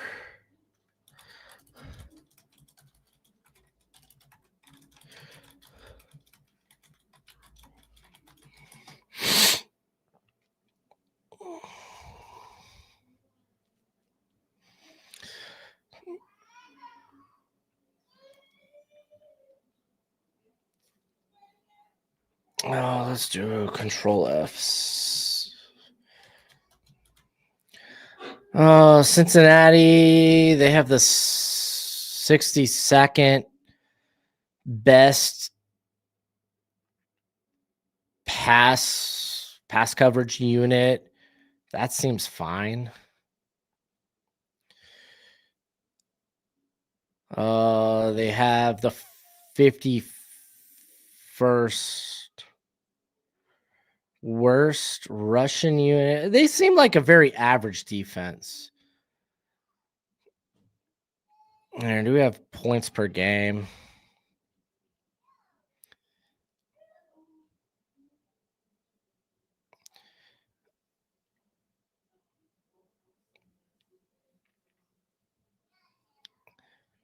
They got the 91st best defense in terms of points allowed. So it doesn't look like their defense is all that bad. I hope the Bengals get right against the Steelers. It's kind of a must.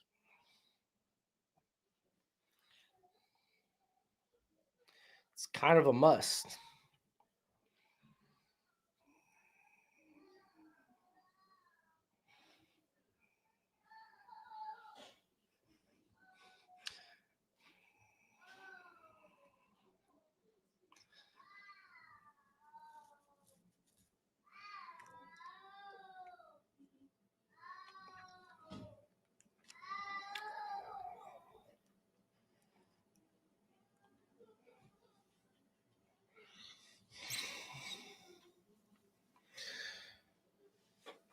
So biggest comeback in program history for Texas A&M.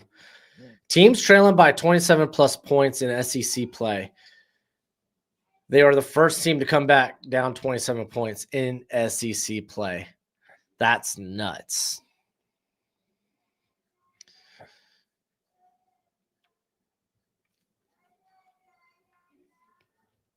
Absolutely nuts for A&M.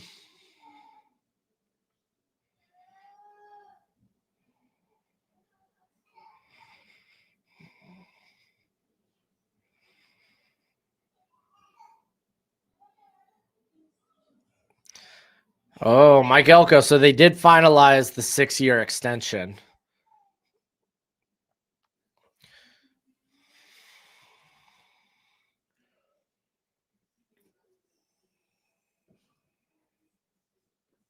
Ugh.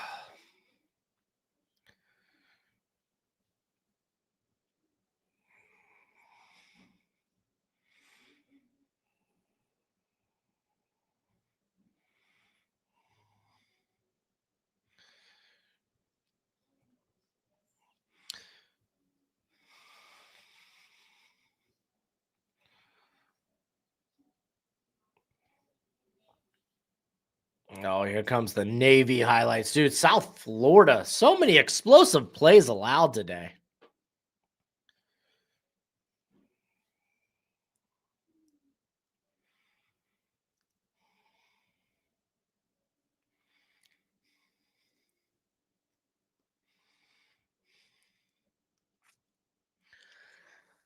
So right now, best chance to reach the college football playoff. JMU is at 43%. Tulane, North Texas, 28 and 27%.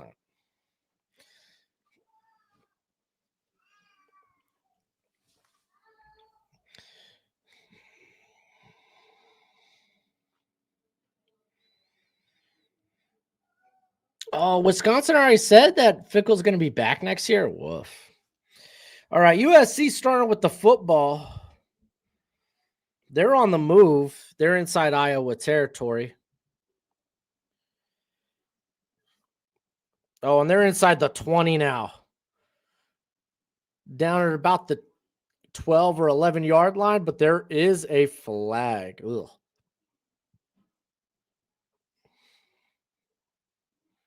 And it's a hold on USC. Come on.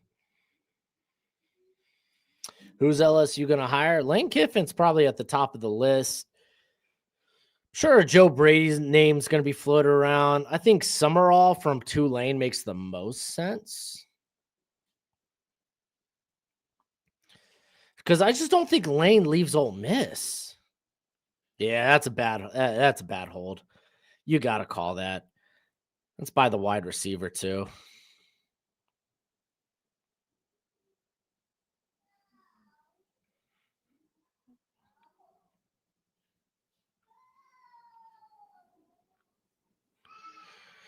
All right, they're at the Iowa 40 after the penalty, 1st and 14. Mayava's going deep down the sideline. He gets it to Makai Lemon, who's inside the 15. What a catch.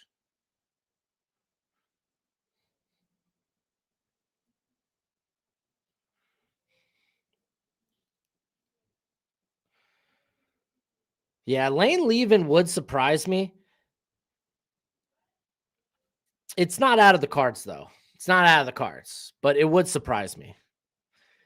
It would surprise me if Lane looks at a deal and doesn't go to Ole Miss to see if they're willing to match, and I imagine they would, right?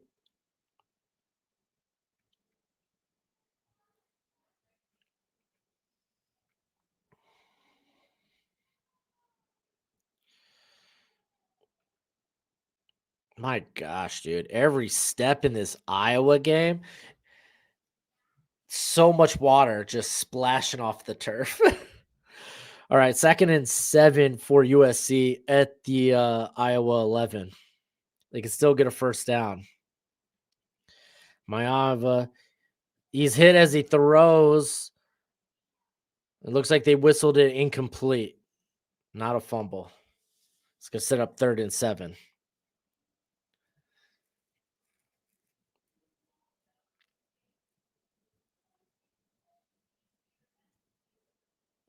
There's so many coaching vacancies in college football right now, from Penn State to stinking to Oregon State. You got Auburn, you got LSU, Florida. So many jobs available. Virginia Tech, seemingly, maybe they have that figured out. Arkansas, Colorado State. Oh, we got a toss up to the end zone. Incomplete. No flag. Looks like they're going to hold them to a field goal, probably. Here, let's actually take a look at college football coaching vacancies. No, not vaccines, vacancies. Vacant jobs. There we go. Oh, let's see.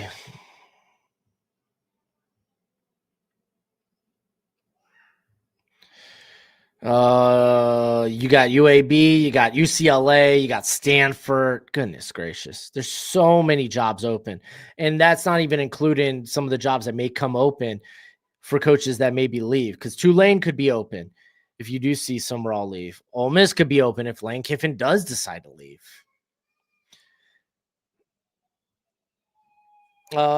Yeah, we're gonna be doing Texas and Georgia after this.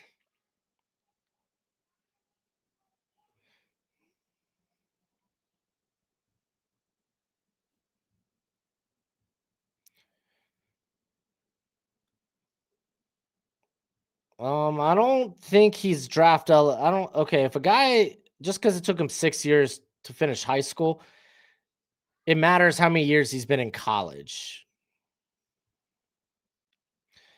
And Spartan, it's not a super chat, so I don't have to read it.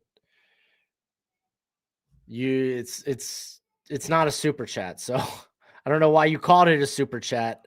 That's once again a lie on your part. So is what it is. I wonder if Kelvin Shepherd will be looked at for the LSU. You got to imagine it might be something on the table.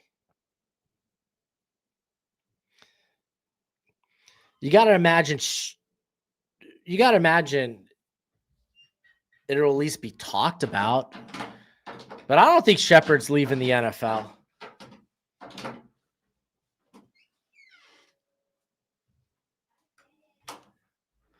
I think there's a reason to believe that Shepard sticks around for maybe a potential head coaching job in the future. So USC nails the field goal. They go up, or they make it an 8-point game. Boston College is beating Georgia Tech. By the way, golly, dude. Let's look at that Virginia. Are we still at halftime for Virginia? They just started. Man, I try to tell y'all, Miami was going to make this a game. They were going to make this one of those games where it's like, hey, look at us, look at this performance. We're out here, to impress. We might run this score up.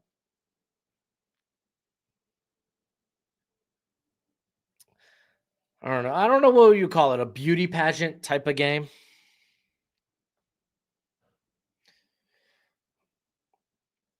What channel is Georgia Tech? I don't know. I can look it up real quick. I could Google it for you.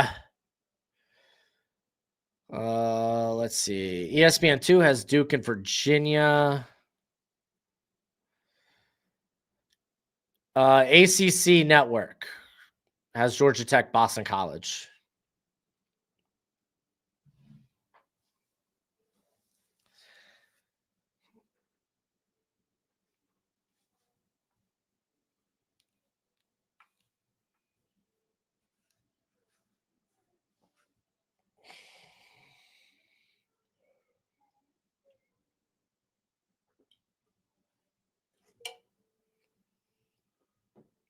Ugh.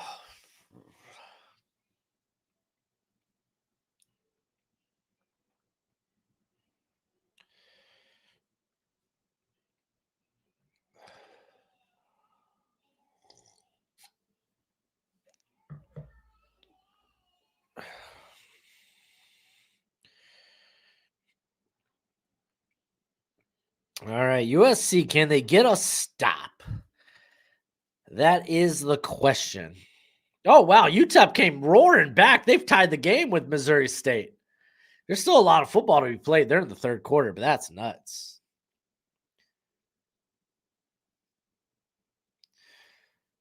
Spartan, dude, I literally I will let everyone know when kickoff is.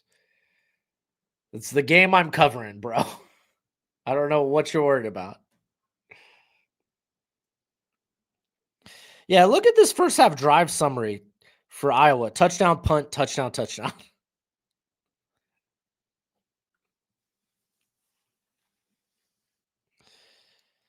All right, we got 2nd and 6 for Iowa. Tight end in motion. No handoff. Quick screen that will pick up a first down and then some. I say quick screen, more of a swing route done to the strong side where you have blockers out in front.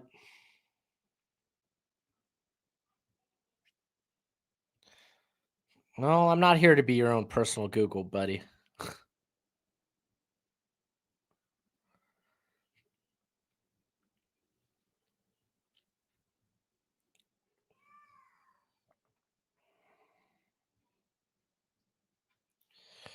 All right, 1st and 10. We're going to get a handoff here for Iowa. Picks up good 5 yards. Golly.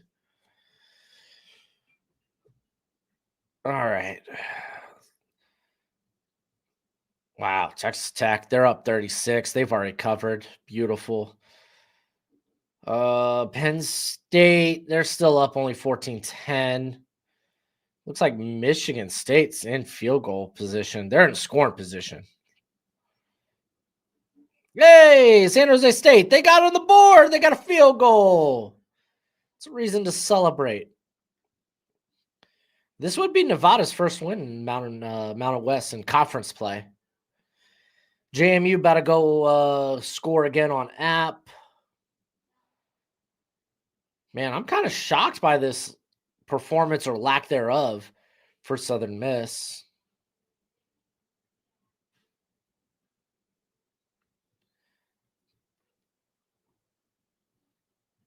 And it looks like we will be back to kickoff here for Bama, Oklahoma. I guess Sooners will start with the football.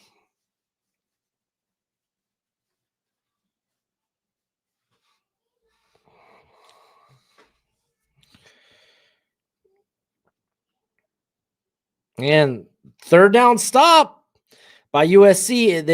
Iowa is at midfield. Maybe you go for it on 4th and 3.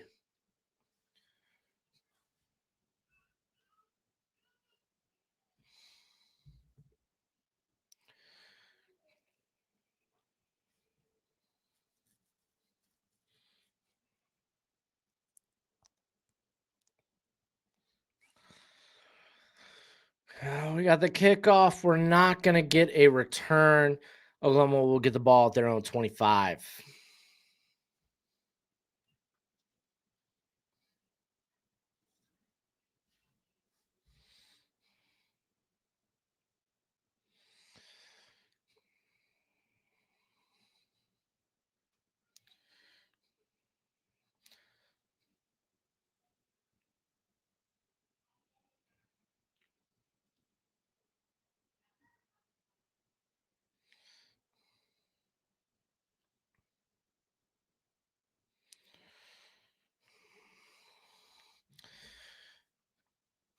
All right, you got it. Satania in motion. They're going to hand it off to Satania, who's got room outside. Oh, that was a big tackle by number 5 there for Bama. Because, man, if he got past him, that's a touchdown. Big pickup by Satania.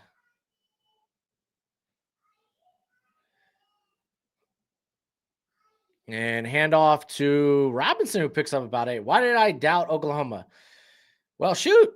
Have you listened to anything I've said over this last, 6 hours? No our Mason Thomas. Materier's inability to pass the football since the injury. I mean, come on, man. No, I haven't had chicken tenders from Wendy's. I don't trust chicken tenders from fast food. I mean, chicken nuggies, I guess, technically are chicken tenders. Kind of, sort of. You got trips down low. He could have gone over the middle, but he got forced out. Mateer's going to try to run with it. Oh, and he just eats a hit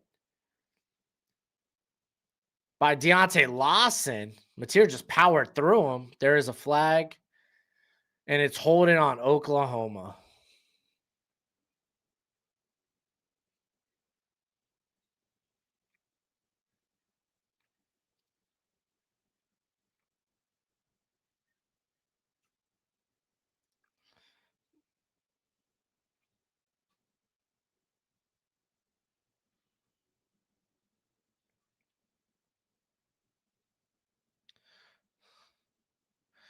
Spartan, you could look up that information. I'm watching the game currently. I'm watching and reacting to the game. 2nd and 13 after the penalty. Mateer in shotgun, fakes the handoff. He's going to dump it to the running back. Oh, man. And that's Morgan who came down and knocked him down. It's going to be 3rd and 13.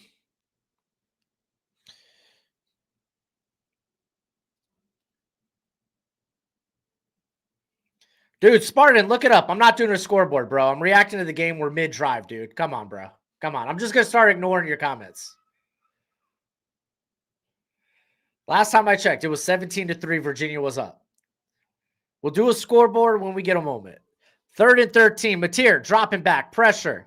He steps up. He's got a man. It's Satania inside the Alabama 40. Oh, and actually, Jalen Mayava, big throw downfield. Lemon with the huge catch. Nice. We got a couple of big plays going on at the same time. You got to love it.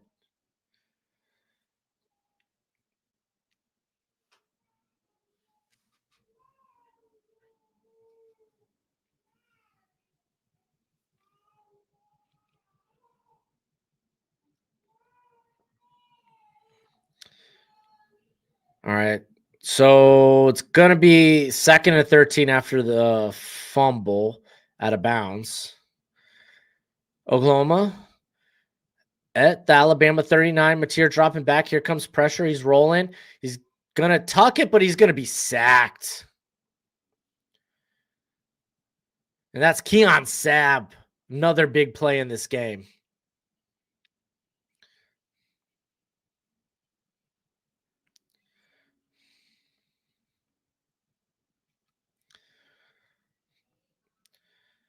So we're going to have a 3rd and 15 at the Bama 41.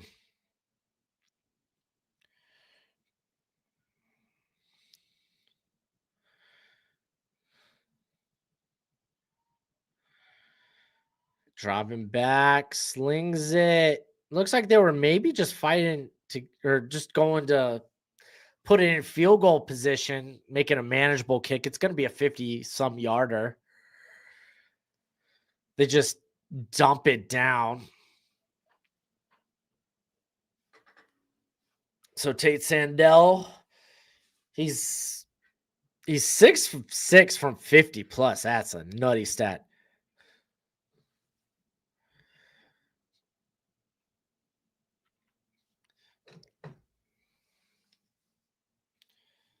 And no, it's good.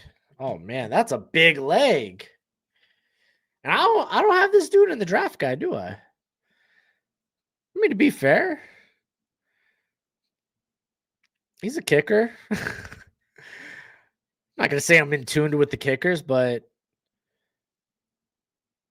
I'm gonna make a note to add him in there.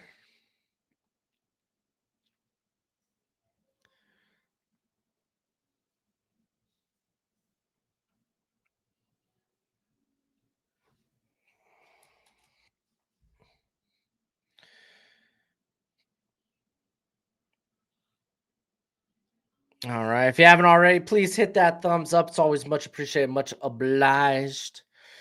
If you're on the YouTube, if you're on the X, hit that heart again. Hi. You're looking for Ronnie? Oh, where's Ari? I don't know. There you go.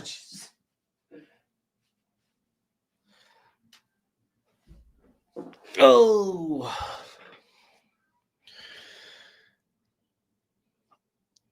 Oh, forgot where I was at, but we could do a quick scoreboard real quick. Oh yeah, we're doing today's stream and the next stream.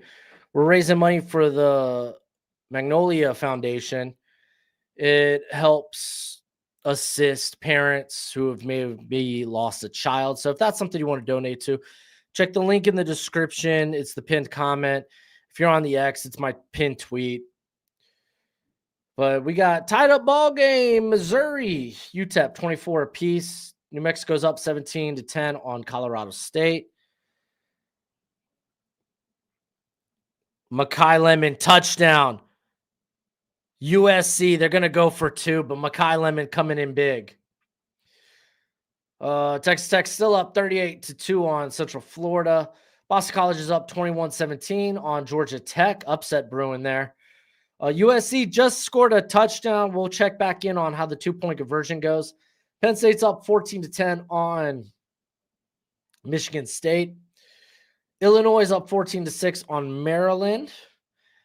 Western Kentucky's up 28-16 on Middle Tennessee. Nevada's up 31-3 on San Jose State. JMU is up 34-0 on App State. South Alabama, they have taken the lead. They're up 20-14 on Monroe.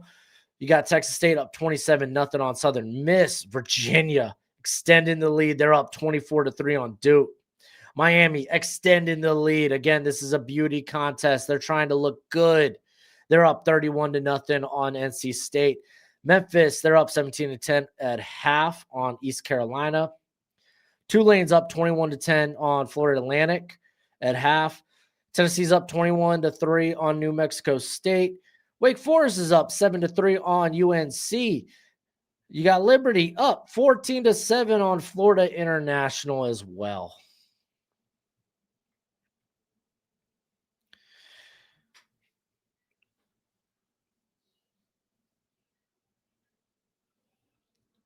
What inspired me to pick this charity? Well, because I'm a parent. I saw it on the Josh Pate show. Again, anything when it comes to like raising money for children or family, I'm all about that. So that's why. Curious about the various of trade value in the draft by or what do you, okay, hold on. I'm gonna start with your first question, Brandon. Do you know anyone who does numerical analytics of the draft?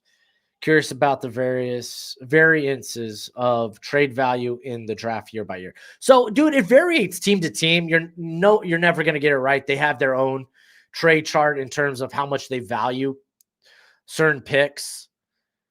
Oh, just out of Bernard's reach, he dives and just misses it. Side note, you could Google that. Ryan Hill has his own draft trade chart. But again, that's something you're never really going to get completely right because each team has different value when it comes to all these picks.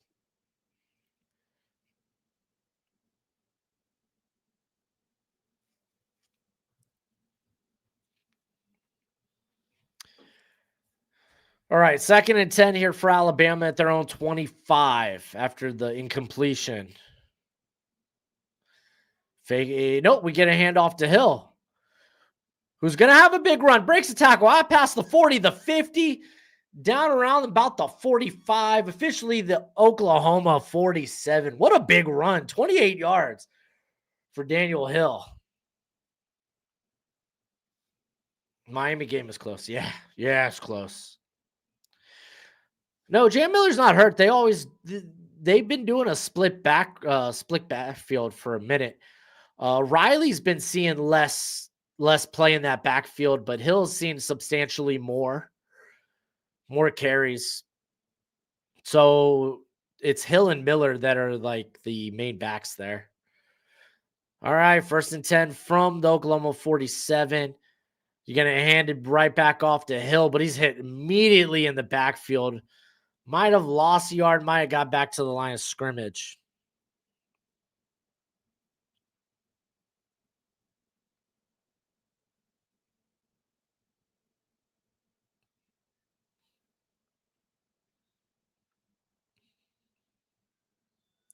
So USC did not get the 2-point conversion. So they are currently still down 21-19.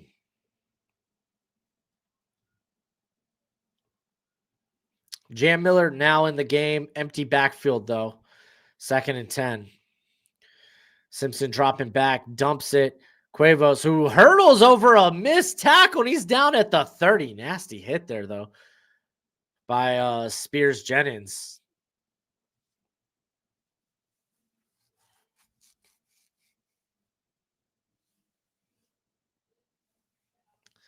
Dude, hurdles over the defender there.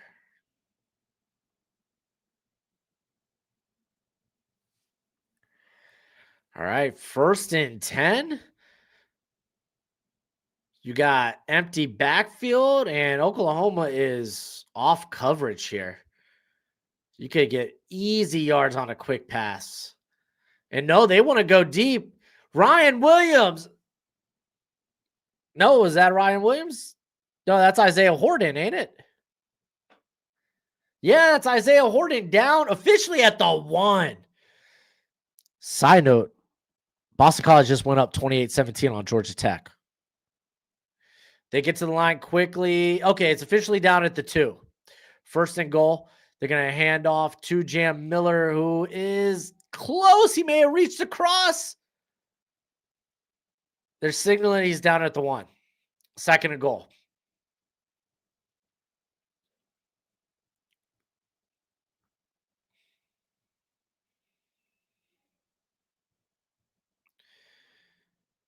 Yeah, it looks like he's down. Yeah, he's down before he gets there. 2nd and goal.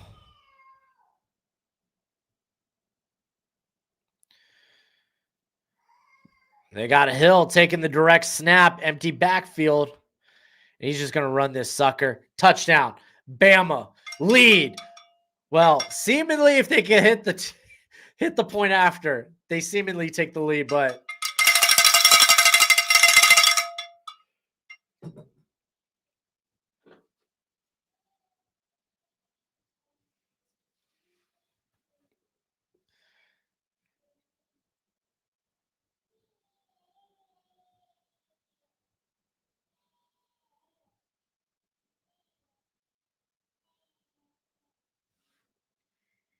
and there it is. Point after is good.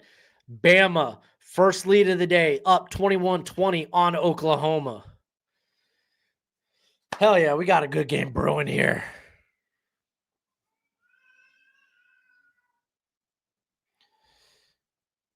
Oh my gosh, freak interception. Is there a flag there? Because it looked like the wide receiver got tackled before the ball even came out, or before the pass even arrived there.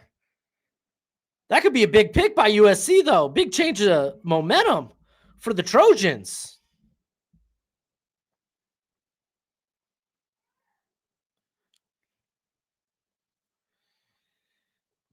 Let's get a replay. Replay, I do say, let's see it. Here we go, replay. So you got a mug front.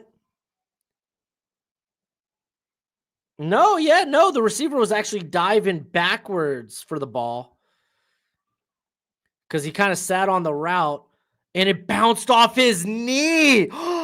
Oh my gosh, what a freak interception for USC.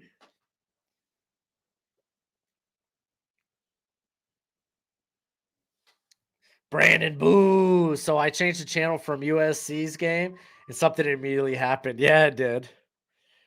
That's why you got to have it on 2 screens. Got to have games on multiple screens here.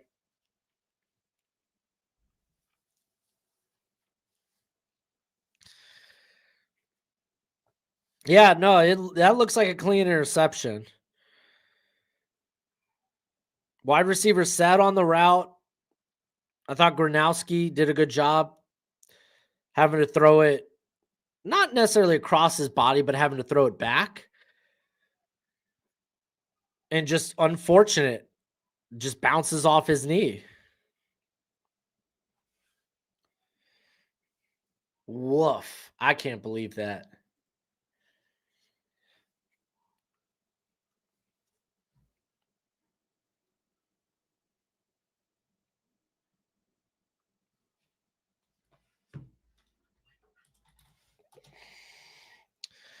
Oh man, we've had a good day of college football on the second slate. A very good day of college football.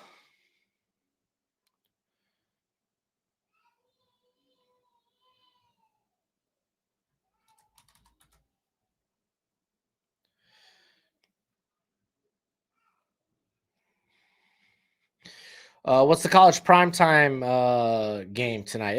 It's Texas, it's Georgia. Big implication. Big implications there.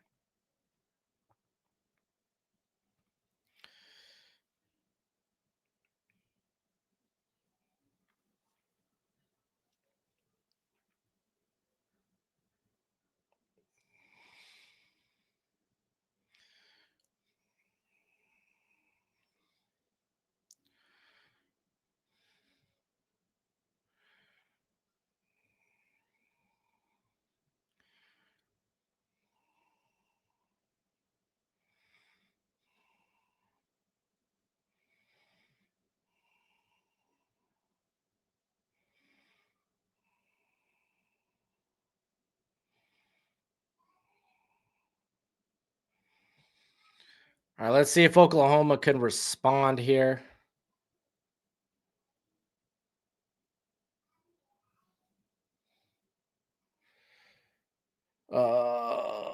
Big flag.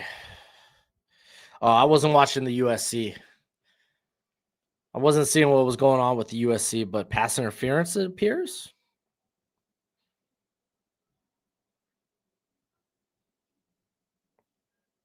Oh, wow. Oh, that is a big flag. He basically tackled him.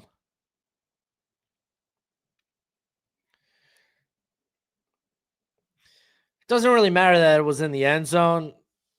College football, it's a 15-yard penalty, first down. As it should be. NFL, I hate it. I hate it. I hate it. That's a spot foul. All right, Mateer dropping back, going over the middle, open, tight end, first down, close to midfield, probably down about the 47.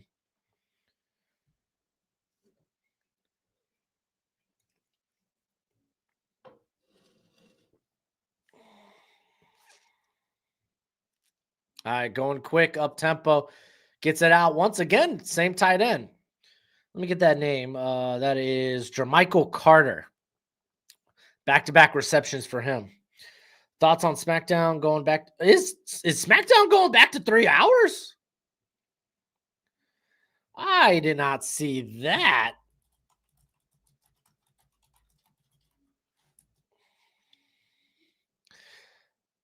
Oh yeah, moving back to 3 hours in January.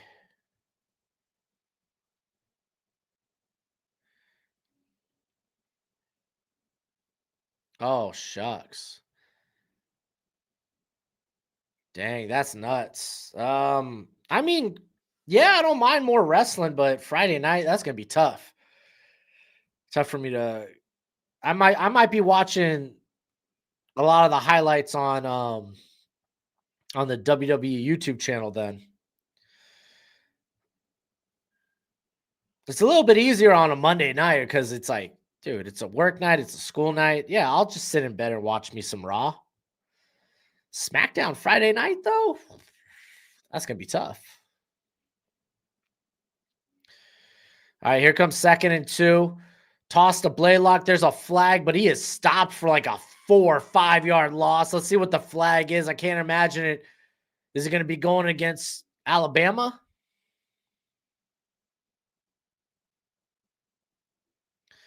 Illegal formation. And penalties decline. It's 4th and 6. Officially a 4-yard loss.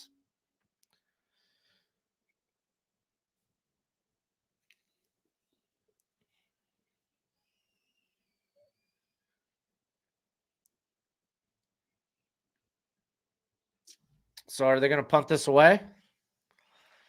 Play a position, field type of game? Yep, they are going to play the game of field position.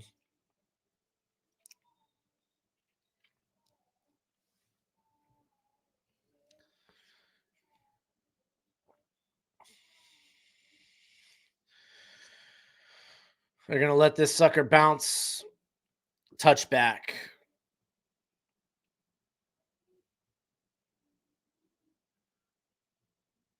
Oh, watch out. Watch out. Alabama right now hot to start the half. If you march downfield, make this a I mean, part of me, if you score a touchdown, that makes it 27. Do you just go for the 2 to try to make it a 2 score game rather than make it an 8 score game or 8 score game, an 8 point game? Part of me would actually want to go for 2 because it doesn't hurt you necessarily. It really doesn't. 3rd and 1 for USC, by the way.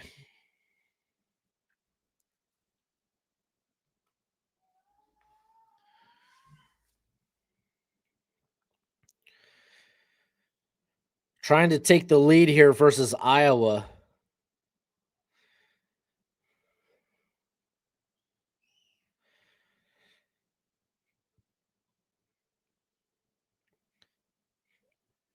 Well, they're going to go with the rollout pass, try to get it to the tight end. It will be a first down. Won't be a touchdown, but it will set up 1st and goal. That's a good throw and catch. I like that. That's a good throw and catch.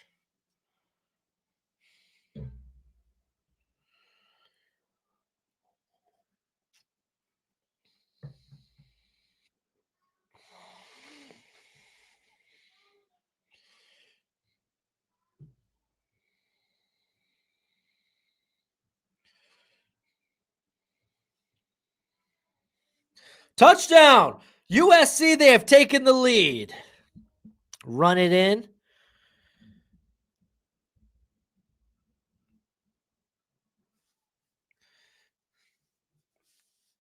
Trying to avoid disaster here. Side note, over and under point total for Iowa USC was 48.5.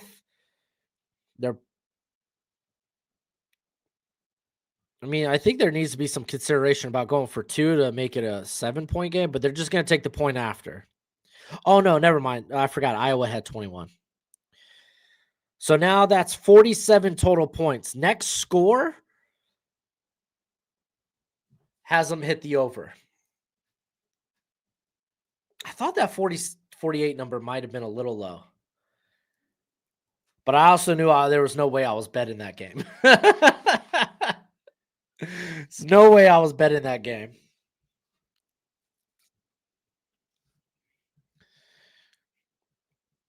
All right, let's do a scoreboard. Of course, we got to hit the refresh button.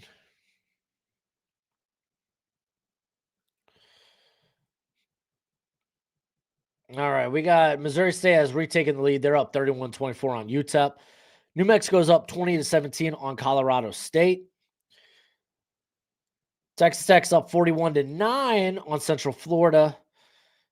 Georgia Tech, they're in scoring position. They're at the Boston College 9, but they're down 11, 28-17.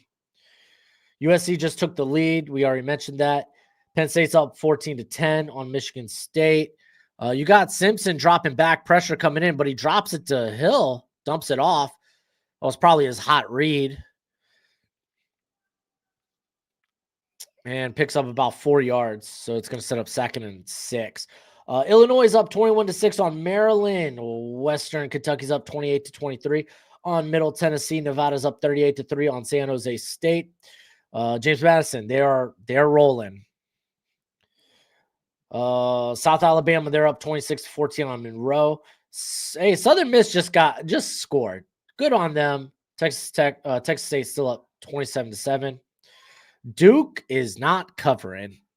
They hand off to Hill, who fights for the yardage. I thought it was going to be no gain, but he ends up picking up maybe 3. Virginia's rolling. They're up 31-3. I am curious to see what Manessa's done in this game. You got Miami up 34-0 on NC State. Tied up ball game. Memphis, East Carolina. Tulane's up 21-10 on Florida Atlantic. Tennessee's up 21-3 on New Mexico State. Simpson going over the middle, and he misses. It was going to be contested on Jeremy Bernard, but it looks like they're going to have to punt this away. A 4th and 3. Wake Forest is up 14-3 on North Carolina. Liberty's up 21-14 on Florida International. Coastal and Georgia Southern just got underway. I did want to see the stats here. Manessa, 50% completion rate, no interceptions. Looks like the offense just hasn't done anything, and the defense is just getting ran on. Look at this. Jamari Taylor going off. 126 yards, 2 touchdowns. Chandler Morris, 305 passing yards, 2 touchdowns. Golly gee. Any fumbles? Chandler Rivers even has an interception in this game for Duke. 2 fumbles, none of them lost, though, but they do have 1 loss. Huh. Nonetheless, we're going to get Oklahoma seeing if they can do something on this drive. This year is extremely crazy, Edward. Dude, this is the most parity we've had in college football in as long as I can remember. And I love it. Oh, I feel like there may have been a false start there by Oklahoma, but no harm, no foul, no real gain on the play. Maybe a yard by Xavier Robinson.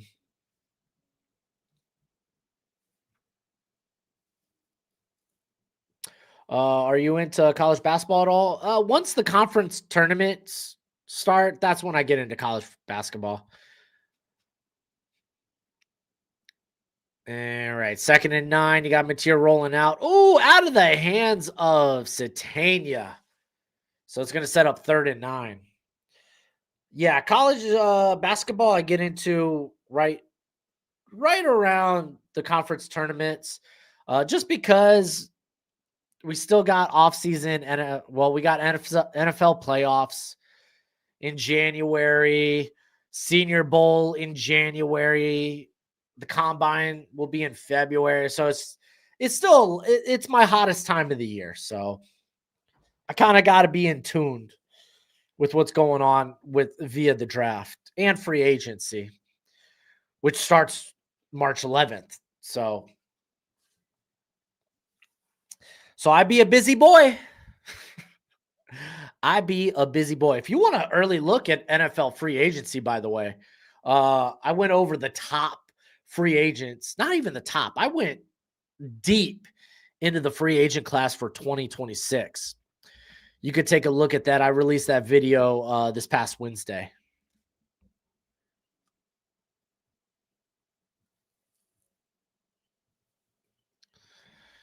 All right, here comes 3rd and 9. Iowa trying to convert a 3rd and 7 as well. Mateer dropping back. He's got time. He guns it. There's a flag. Carter thinking maybe a little pass interference. And it looks like Iowa converted the 1st down.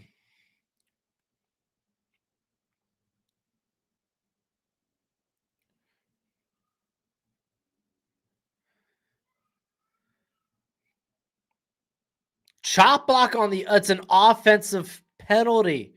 So it is 4th down. Oh, Iowa, matter of fact, I don't think they did convert. That ball touched the ground. So that's going to be an incompletion.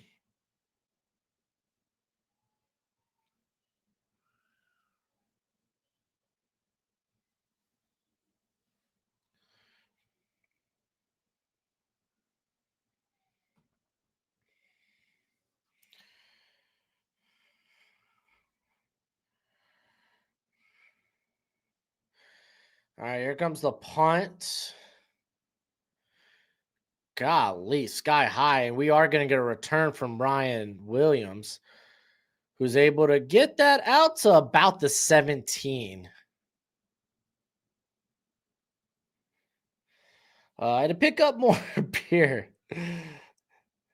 This game's close. I missed so much. Yeah, it is a close game. Iowa USC's in a dogfight as well.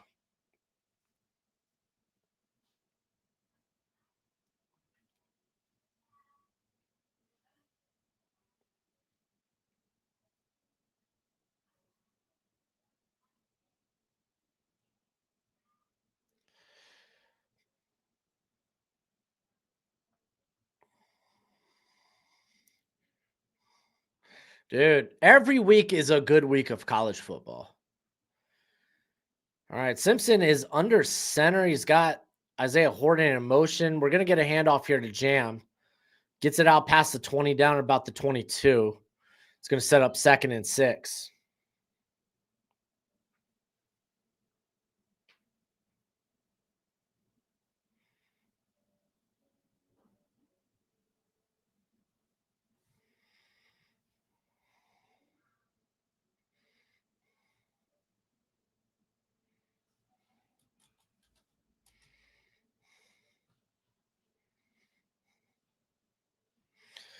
And we're going to get a nope. Simpson's going to hold on to it. Makes a guy miss. Gets the first down. And golly.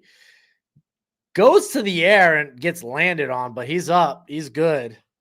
Golly. That scares me. Simpson. Halfback one. That's funny. Ananiah Sko Ducks. Yeah. Very dominant win over Minnesota this past Friday. Is Illinois in a dogfight with Maryland? I thought they extended the lead there. All right, we're going to get another handoff to Jam Miller, who's going to break it outside, but he probably gains 2. They're calling him down at the 31. It's going to be 2nd and 9 officially. Here, let's take a gander at this Illinois game real quick. As on a side note, Missouri State extends the lead. I mean, it's 21-6. If Maryland could get a score, it makes it a 1-score game. But right now, Illinois very much in control.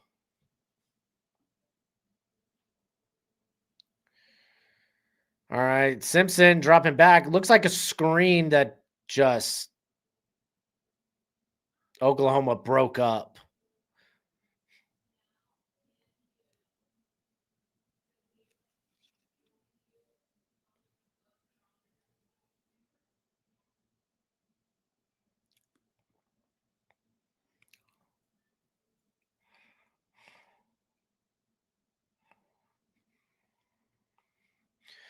All right, here comes 3rd and 9.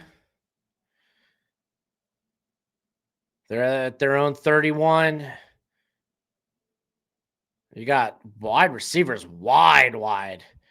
Here comes pressure. Simpson. Oh, I think that's a live football. That's a fumble. That's a strip sack. He was trying to get it out. Got hit as he threw.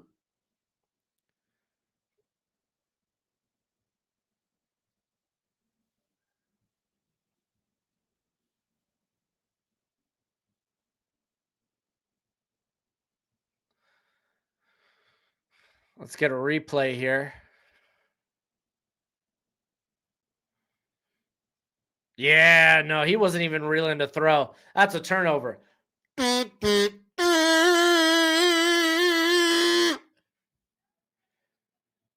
Oklahoma ball. Golly, what a hit. Gnarly hit. Oh, you're getting so many pass interference calls right now against Iowa in this game. And let me tell you, they are justified. Golly. Iowa's coming. They're a disciplined team, and they're coming apart at the seams. And this one was on Jacoby Lane, or was against Jacoby Lane. The ball was underthrown. All right, we got a 2nd and 7. Mateer dropping back. Here comes some late pressure. Mateer wants to go deep, trying to get a back shoulder throw. Good coverage. There's a flag, though. There was some hand fighting.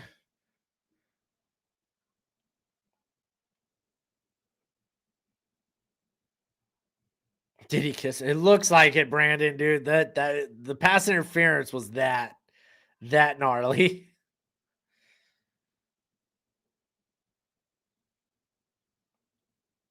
Yeah, he's got a hand on him, pulling and tugging.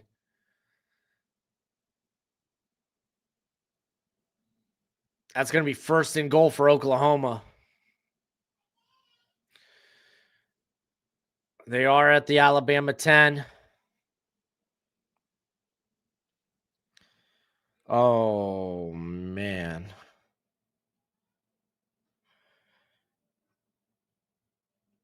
Jaden Mayava accidentally throwing a backwards pass. Could have been bad. Luckily, it bounces out of bounds, but it sets up a long third down. All right, here comes first and goal. Mateer going to hand this sucker off. And I think that's Blaylock going nowhere with it. And that'll be the end of the third quarter. We're going to the fourth, baby. The fourth. All right, 3rd and 13 for USC. They're at their own 40. Mayava dropping back, throwing an out route. It's going to be well short of the sticks, though.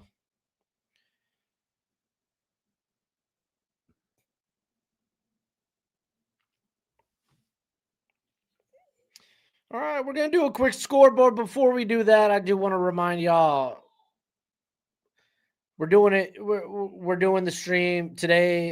This stream and then our next stream will be for the Magnolia Foundation.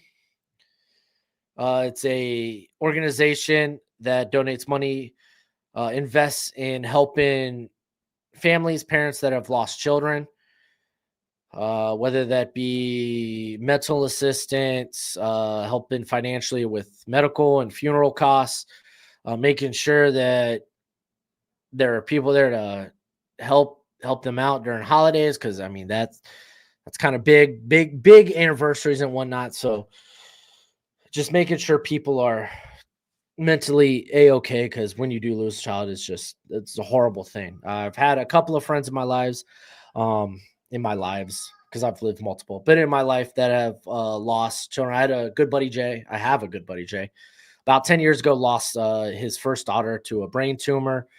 We just did a fundraiser for the American Heart Association that was led by my buddy Kyle, who he's a police officer here where I live, well-respected member of the community. They lost their first child within about a week or so because she had a congenital heart disease. So this is something that strikes close to me. So there is a link in the description. There is a link in the pinned comment if you're on the X. I left it in a post underneath the stream. It's also pinned in my it's the pinned post in my X account. Let's go ahead, get to the scoreboard. Southern Missouri still up by 2 scores. Looks like they're going to seal this one away. New Mexico, they're up 20-17. Colorado State does have the ball. Hold the phone. Might be one final play there. Texas Tech is cruising past the Golden Knights. Don't know if they're still golden, but they are Knights. We got Georgia Tech down 8.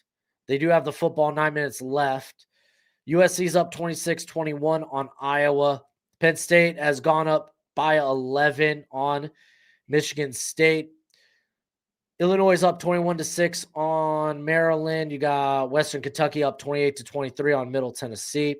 Nevada's up 45-3 on San Jose State. JMU rolling by App State. You have South Alabama, who has just been hot after Monroe goes up 14-0 to start the game. They're 26 unanswered points there. They're up by 12. Southern Miss, I think this is their homecoming game, right? They didn't show up. Texas State, they're up 34-7.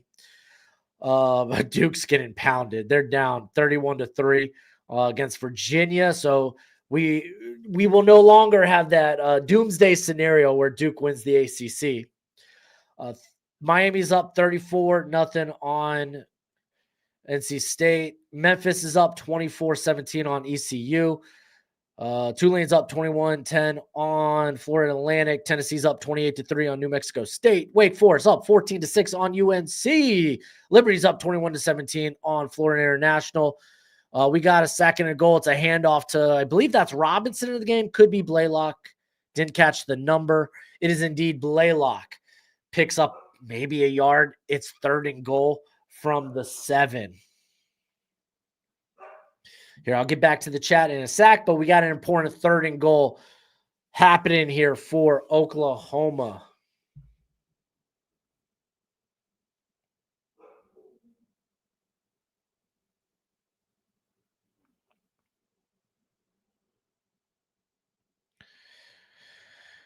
All right, we got Mateer. He's going to want to run with it, and they swarm him. He maybe picks up a yard. They're going to bring out the field goal unit. Gojo, you want to go out there? I hear Akila barking. Do you want to go join her?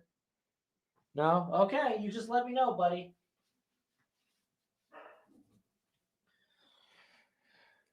Tyler, yes, it is a great cause. Can't even imagine going through that. Thank you, Broshmo. Thank you. You are the guys. You are the guys donating and helping out. I'm gonna send my donation probably after the Bama after the Georgia Texas game. Yeah, just because I didn't have time to do it prior to the streams today, but I'll be sure to do that with the American Heart Association. I dropped 530 again. That was an important cause for my buddies that were doing it. So I'll drop a little donation for it. I think they have a space where you can leave a message to or a note, which is pretty cool. So I can't wait to do that. But thank y'all, straight up. Thank y'all for that. Yeah, buddy. There we go. Sooners up 23-21, have regained the lead. Also, with the American Heart Association, we did a great job. We were able to raise about a couple thousand.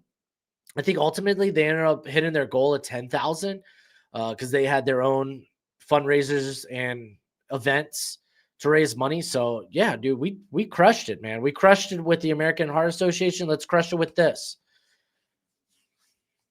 All right, Gojo. All right, Gojo, you're staying in here. Oh. All right, here comes the kickoff. No return. Side notes, a 3rd and 2 for Iowa. They're at their own 18. They are going to pick up the first down.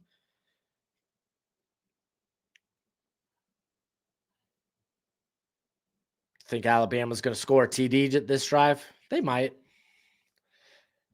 Oh, yeah, my mouth hurts, dude. I talk too much.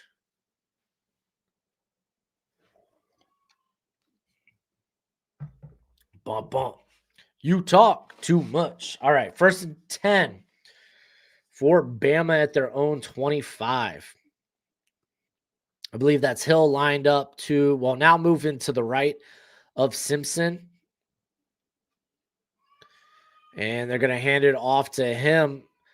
Power. Golly. Picked up maybe 5 or 6 yards on that. Just up the middle.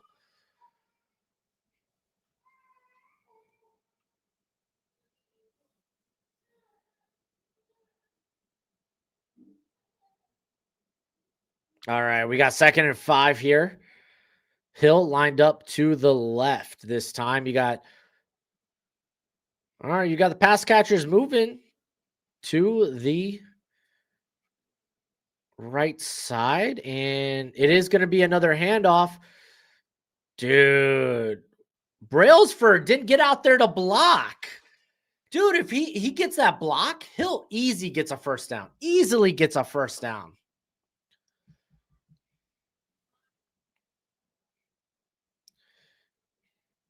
All right, we got 3rd and 5, empty backfield here. 3 to your left, 2 to your right. Yeah, Georgia Tech, Basakaj looking crazy. I bet, dude. I saw Georgia Tech just scored a touchdown. I don't know if they got the 2-point, though. All right, now Hill lined up in the backfield. No longer an empty backfield.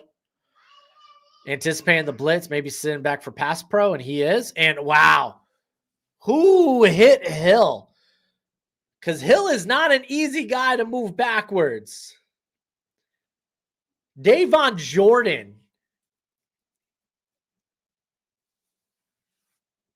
came in. And let me tell you, Hill is not an easy guy to move.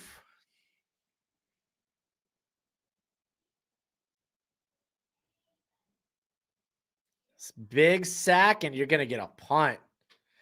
Dude, yeah, that was some nasty work.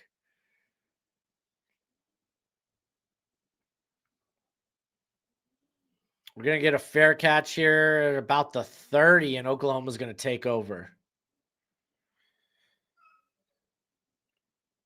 Nasty work there.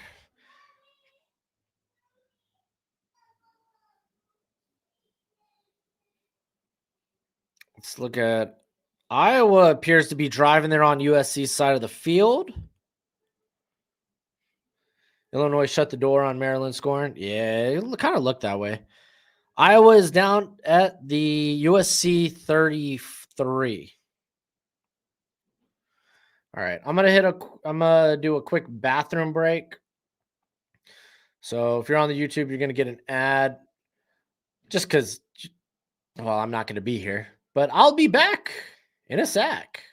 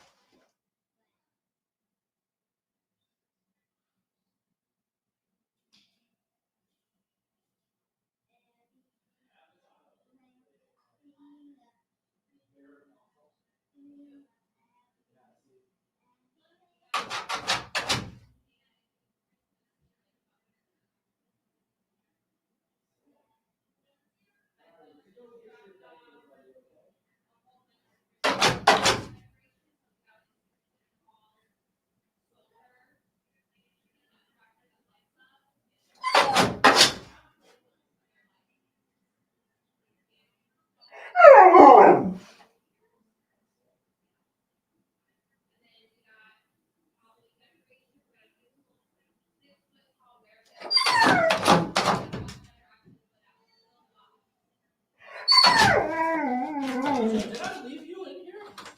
Coach, I didn't even know you were in here. Oh, no. Not here. Thank you, though. Dang, I didn't know Gojo was in here. Was he entertaining you guys? All right, we got 1st and 10 for Oklahoma.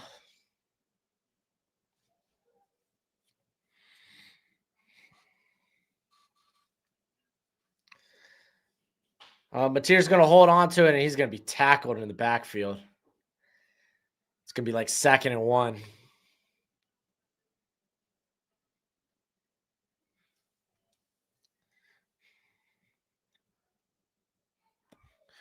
I'm going to do a quick check on that Georgia Tech game. Oh, they scored it again. They've taken the lead. Tragedy potentially averted for Georgia Tech, but there's still 6 minutes left. Ooh, Oklahoma. Who's that on the out route?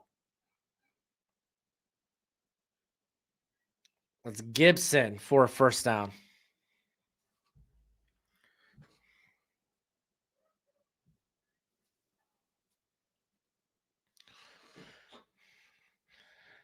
Hey, there's still 6 minutes left, Tyler.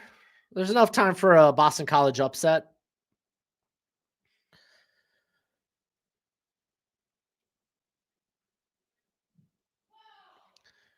All right, we're going to get a handoff here to Robinson, who picks up maybe 3.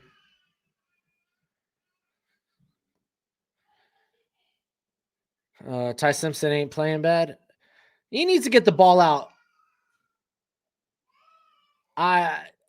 he hasn't got the ball out quick. There are a few times he needs to do a better job getting the ball out. All right. We got 2nd and 6. Mateer's got time. They're only rushing 3. I'm sure they got Jordan Jefferson on a spy. Oh my gosh, dangerous throw. What are you doing, Mateer? Should have been picked off. Got lucky. All right, Gojo wants back in. Oh, Tyler, you haven't seen Gojo? Hey, Gojo, you want to come in the frame? Oh, here you go. Here's Gojo. Oh, all right. Eee. How's that? How's that, Gojo? You want to give him a smile? No smile? You're going to be stoic today, Gojo? All right. All right. Stoic Gojo today. All right. 3rd and 6. Gets it out quick. Wide open. Is that Gibson again? It is Gibson. We got Ruger. Probably butchered that. You were here last week. Missed the entire day of college ball. Just getting to sit down now.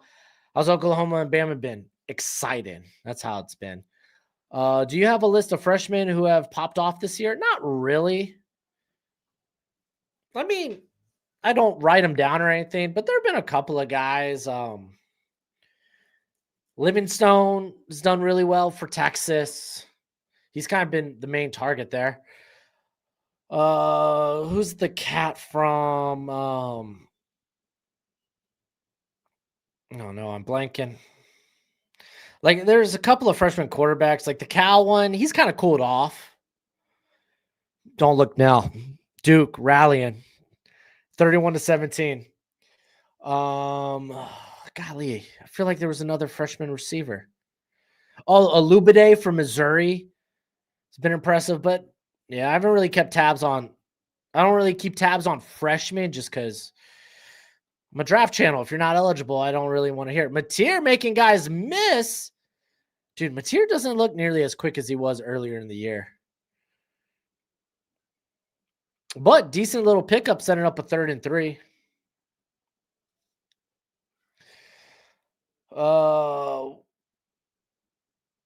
I'm just going to call you Internet. Yeah, got that, but I feel like he's got the feeling he needs to carry that O-line or offense, which is kind of true. That fumble wasn't on him, really. Yeah, no.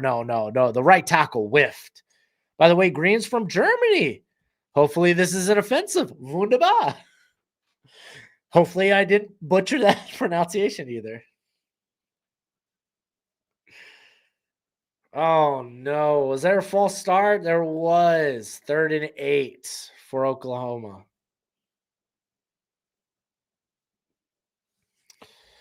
Fagan rushed for 200 plus today. Wow, that's wild. I don't think Fagan's that great of a back. He's just big with decent launch speed. Greg, I talked my smack on Iowa fan base on a rival YouTube team and told them we were going to shut them down and win 24-21. It was a close score prediction. Yeah, it was. Oh, Mateer has to throw this at the ground, but goes off the foot of his offensive lineman. There wasn't really anyone in the area. I mean, it was supposed to be a screen, but he didn't get it far. I don't think he got it close enough. That might be intentional grounding. Yeah, there it is. There's the flag, intentional grounding.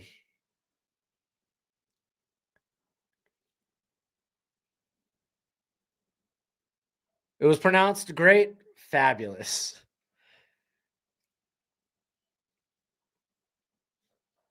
So yeah, intentional grounding.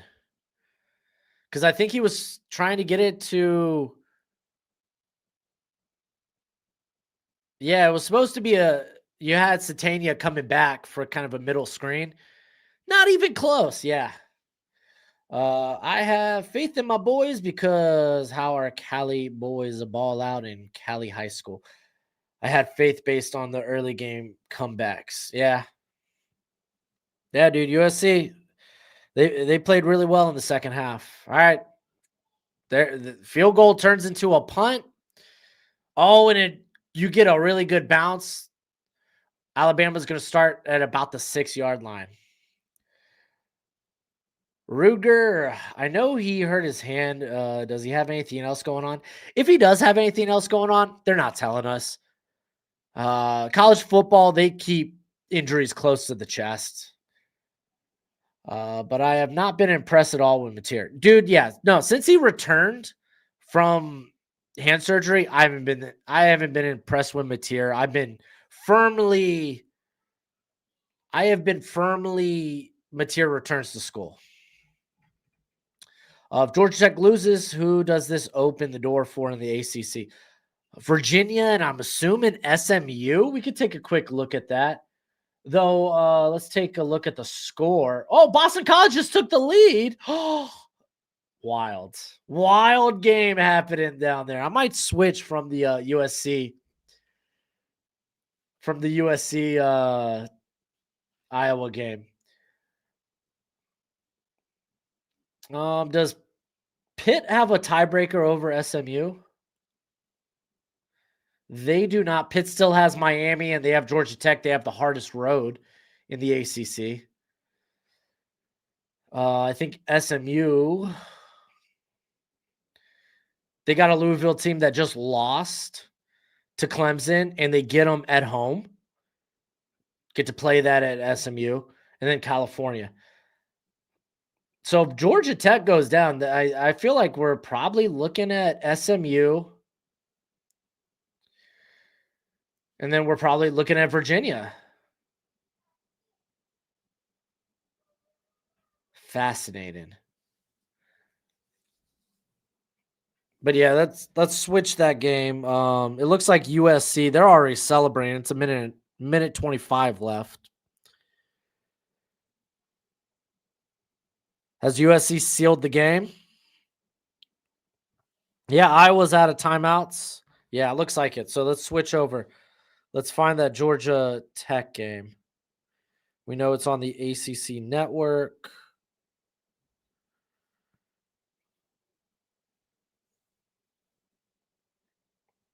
All right.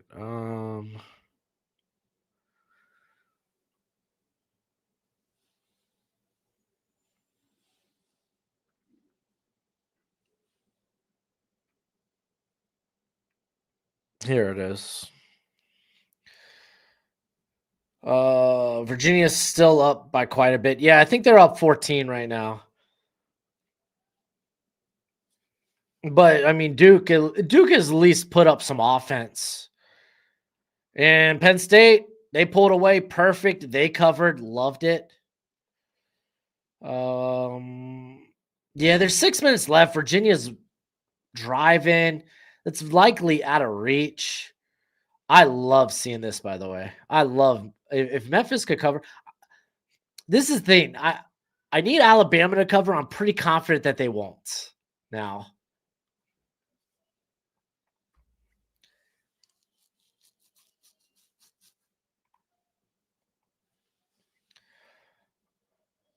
could you see Cage Casey as a left guard in the league? Absolutely. Depending on his arm length, I think you'd still work him at tackle. They hand off to Hill, who picks up a couple. He's down at about the 9. Maybe he gets up to the 10.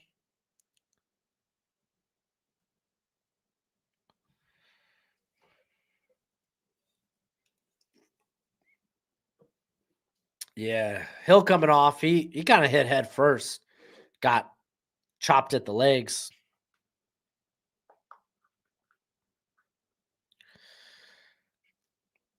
Second and 7. Jam Miller motioning out.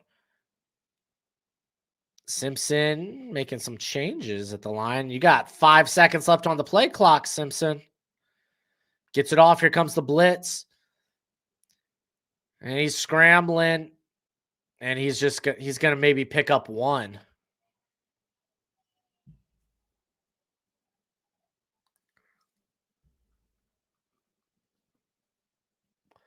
Memphis game is going to the 4th quarter right now.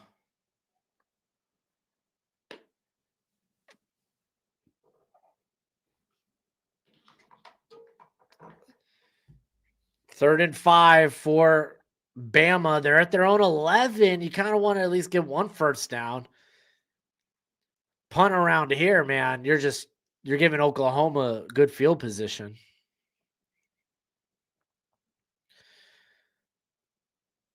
Simpson dropping back. Gets it out to Bernard. First down. Down at the Bama 20.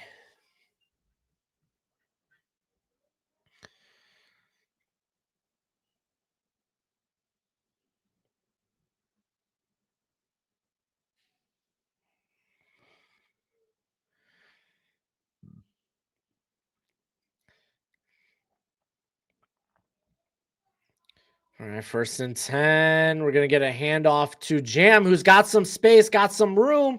Picks up about 8 yards there. Nice.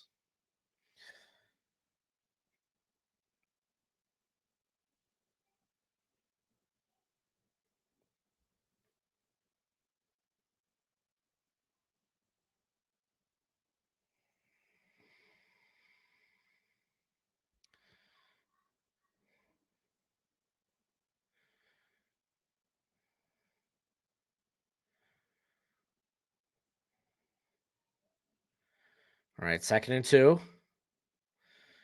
Going to get a handoff here to Miller. Okay, they're starting to be able to run the football.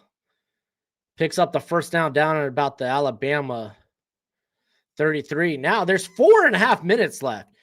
But if they're able to start running the football, that spells trouble. Because then they're going to be able to wind this clock down. Make this a long drive. Broshmo, who you got? Texas, Georgia. I would take Georgia. Would I take Georgia in the points? No, that's why I'm not betting it. But I would take Georgia to win. It's in Athens. And yeah, keep running until they can stop you. Good tackle up there, though. Only 2 yards, 2nd and 8.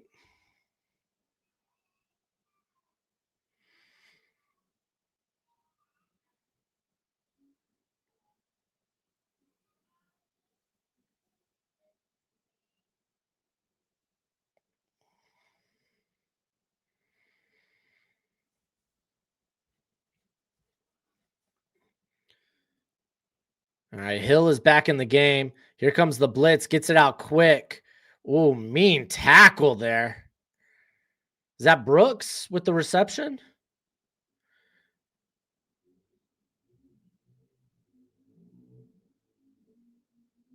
Oh, he's hurt. He's slow to get up. And I mean, that might feel like unnecessary roughness. But at the same time, yeah, blow the whistle. Where's the stop of forward momentum? You can't really call unnecessary roughness if you ain't going to blow the whistle. Hopefully he's okay. Maybe he was just cramped up. We'll see. We'll see.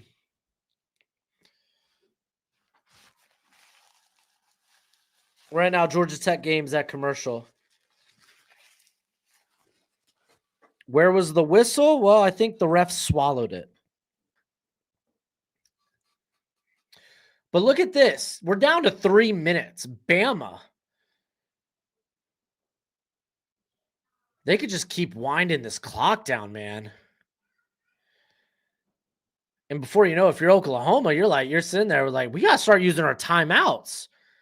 They're going to take this clock away. Fearfully, how are you doing, my friend?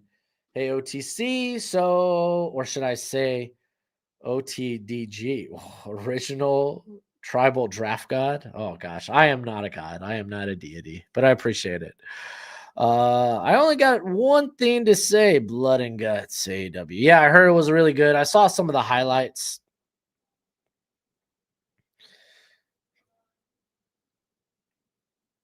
Yeah, Oklahoma hasn't really done much. Does no one want to win the ACC? No, nobody does. To be fair, Georgia Tech is in field goal position, though. They are in field goal position. They're going to try to force Boston College to start using their timeouts.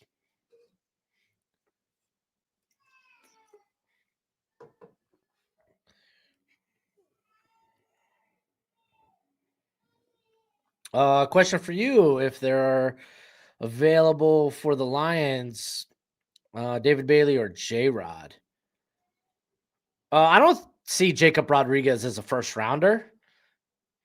If David Bailey is available in the first round, yeah, you take him. We got Ruger. I don't know if it's me. I'm looking for chunk plays to score quick, give them the ball back, and try to hold them, or still have time for another drive. I don't know. If I'm Bama, I got some confidence in my defense, and if they're letting us be capable of running the football, yeah, force them to use timeouts. I would try to be winding the clock down and just get into field goal range. And hopefully what happened at the end of half doesn't happen again. High snap by the long snapper. We got internet saying who are your top 5 draft crushes that are kind of underrated at the moment? Is it fair to say Mekhi Lemon's underrated? Because I see him consistently in first round mocks. I don't see a lot of people give him top 10 love or sometimes top 15 love, and that might be warranted. I love Mekhi Lemon. He's my dude. Keith Abney, I never see this dude in first round mocks. I love Keith Abney. I think Abney is one of the best corners in college football there at Arizona State. I'm a big Trevor Gooseby guy. He might not come out this year, but I like Gooseby a ton. To that same sentiment, I like Monroe Freeland, the left tackle at Georgia, another guy that probably doesn't come out this year. I don't see him as a first rounder, but I like him on day 2. All right, we got 4th and 1, and they're going for it. And it's a fake. It's a toss backwards. And that's Brooks. A little redemption for the lack of a whistle there. He picks up the first down.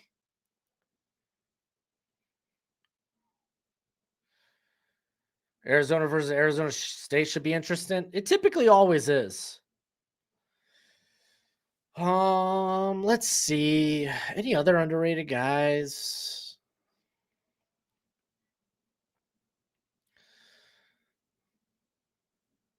I feel like Poncho, the center there at Oregon, is underrated. A lot of most people don't. Most projections I see him around day 3. I have him top 50. I love the dude.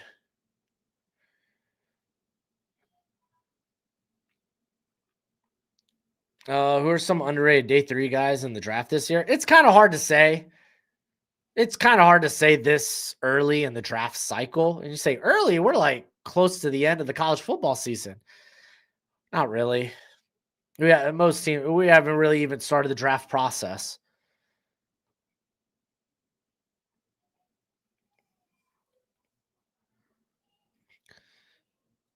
Who would be another guy I'd throw in there?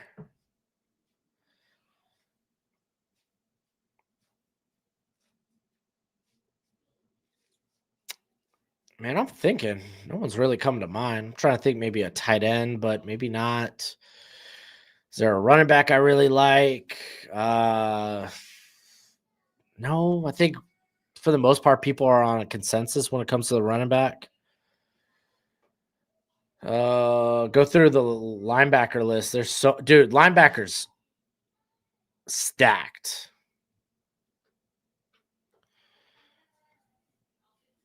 Linebackers stacked. Haven't heard anyone talk about Chase Track for the group of 5. Oh, wait, hold on. Chase Roberts from BYU. That's because he's old and he's an okay athlete. I'm not a big Chase Roberts guy. Does North Texas have the inside track for the group of 5? No, I think Tulane. No, group of 5. It's James Madison all the way right now. They win out. Shoot, even if they don't win out, I think they could probably take a loss to Washington State and still win out in conference and do it. I kind of like Jalen Daniels as a day 3 guy as a gadget. Yeah, no, firmly as a gadget dude, definitely. Reese, linebacker 1, dude. People have him as edge 1. Jacob Rodriguez putting out a generational linebacker year. Yeah. I don't know what his numbers are compared to like Manti Te'o, because he was the last guy that people were really like talking about Heisman hype for at the linebacker position. All right, 3rd and 2. It looks like Georgia Tech are gonna just tick the clock down and take the game winning field goal. What is he missing that makes him not a first rounder? Jacob Rodriguez, 6'1", 230. That's average height and weight right now for the linebacker position. He's probably going to have less than ideal length. He's an average athlete at that. He's a right place, right time, good instincts. Plays with his hair on fire. Plays with urgency. He's more quick than fast. He's not an elite athlete. I don't know if I even call him above average athlete. I think he is a good athlete.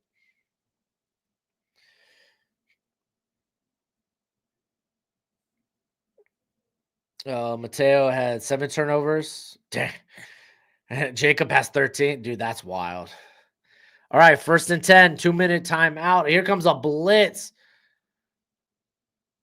Simpson, are they saying he got sacked?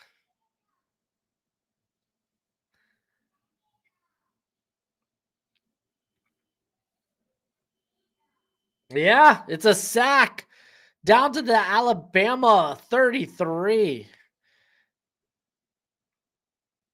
Oh, he's so down. He's down. That's a sack. 3rd and 20 or 2nd and 21. And Simpson going deep.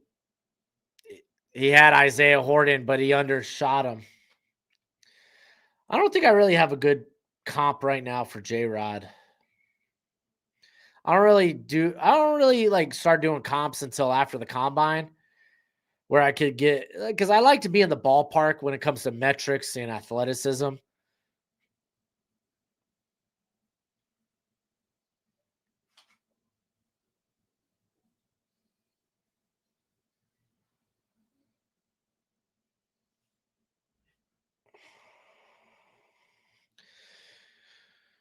Oh, 3rd and 21. Oh man.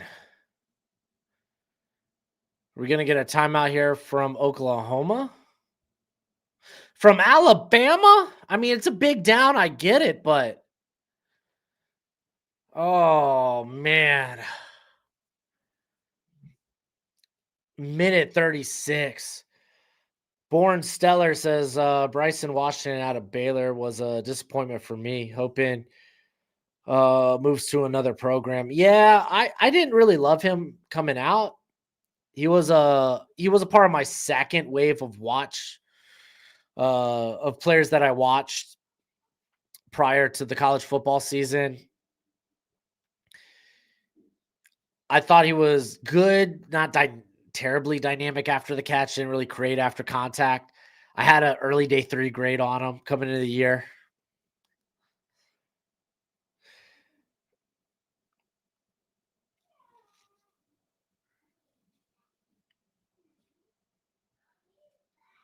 Dang, dude, we're down to minute 36. 11 seconds for Boston College. They're getting the ball back. They're up, or Georgia Tech's up 36-34 on a side note. So they are going to bring 4. Simpson gets it. It's going to be short of the first, but it makes it 4th and manageable. Gets it to Isaiah Horton. It's going to be 4th and 6.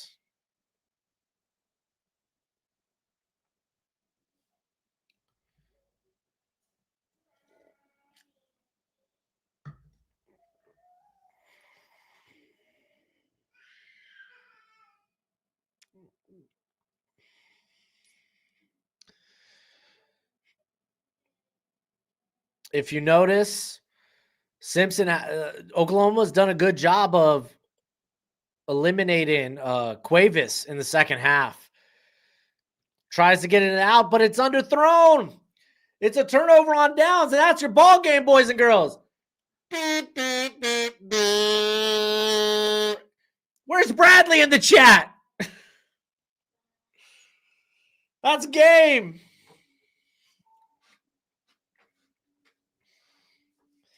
That's game.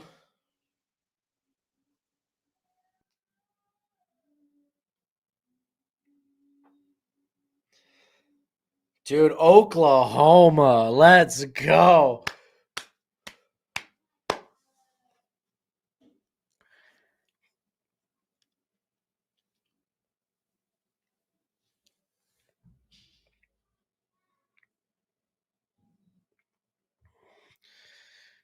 That's your ball game. Wow. Just wow. How did Oklahoma win? Turnovers. Turnovers. If they were going to win, especially without R. Mason Thomas, dude, they blitzed. At least it feels like they blitz a lot more than they normally do. And typically Venables defenses are pretty pressure happy, blitz happy, but it felt like they did it a lot more in this game without R. Mason Thomas. They were able to force turnovers. That's how they won the game. Turnovers. Ty Simpson, they were in a lot of close games this year. And what was the thing that kept Alabama afloat was the lack of turnovers. Not today.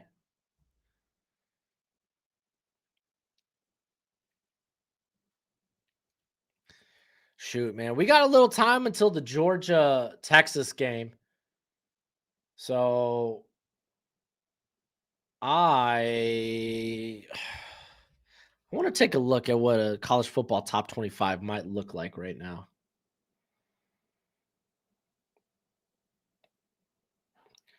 Kind of want to take a gander. Oh my gosh, look at the look at James Madison's up 58-3. Holy smokes.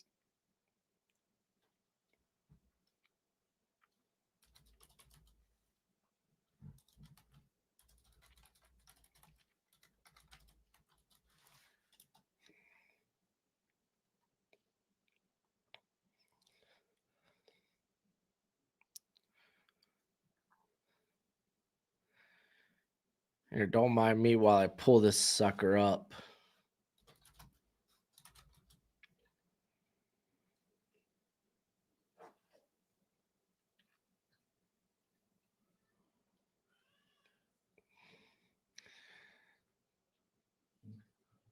Yeah, no, we're doing all well because Eric, since we're doing the we're running the fundraiser for the Magnolia Foundation. I wanted to do 3 streams today, so that's a big part why. And I mean, we had big games today. We had big games.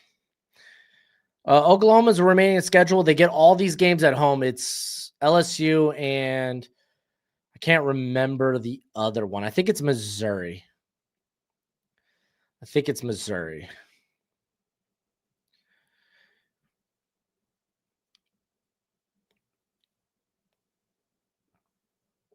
All right.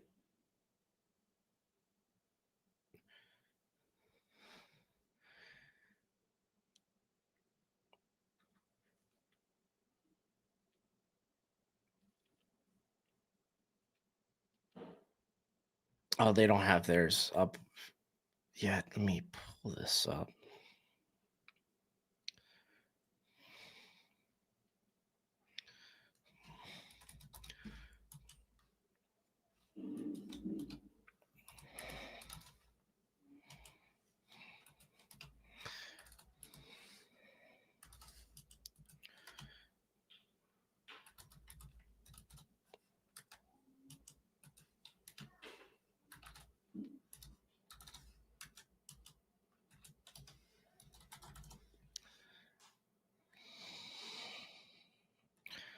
All right, we got a tier maker right here.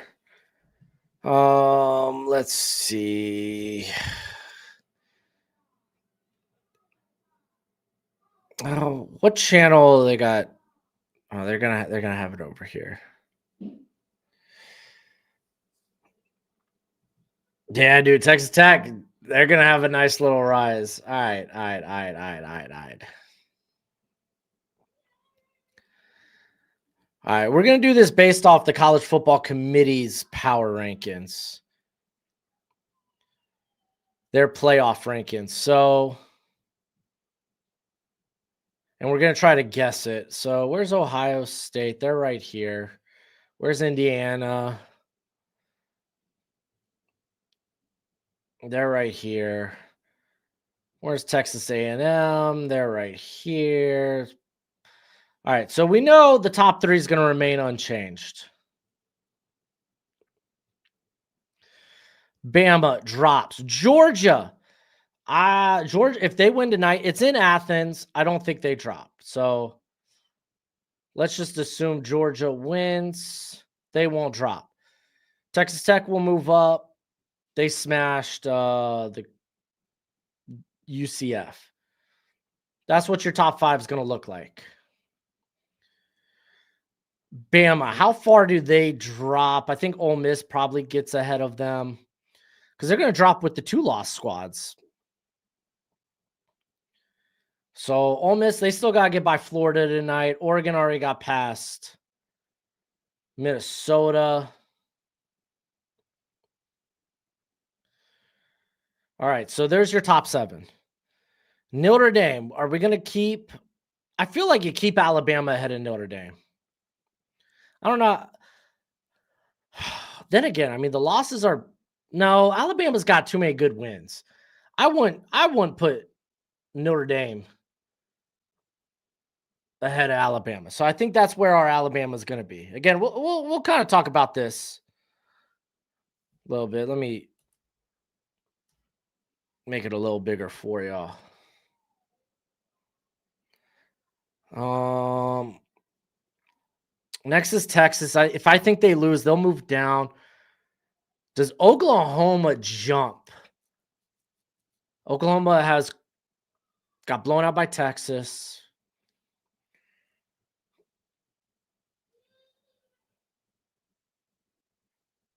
I mean, Texas is going to be an interesting one, but I anticipate Texas to lose tonight. Again, that'll change on the fly. There's a chance Oklahoma jumps Notre Dame. I'm going to anticipate Texas to lose. That'll put BYU ahead of Texas. Utah. That should put Utah ahead of Texas. In theory, if they get by Baylor tonight.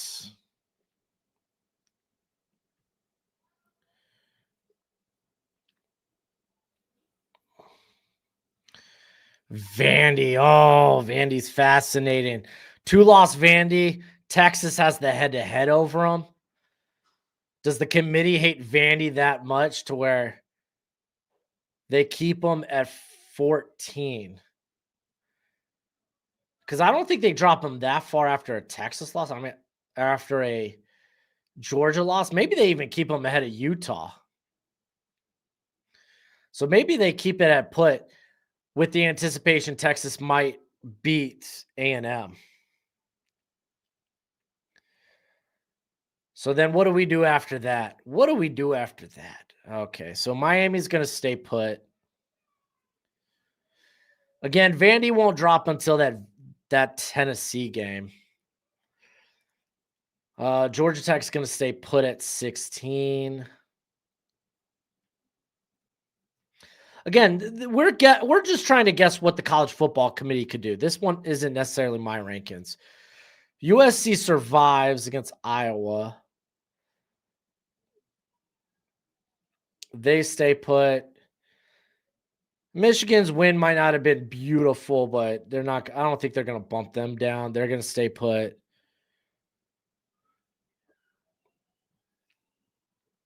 Virginia's going to stay put. Sorry, Louisville, you're out. Iowa, you're out. Pittsburgh, you're out. They like Tennessee still.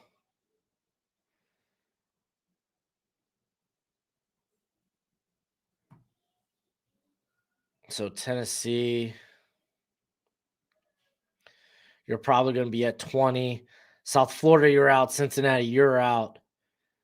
Let's get JMU up here. Where are they at?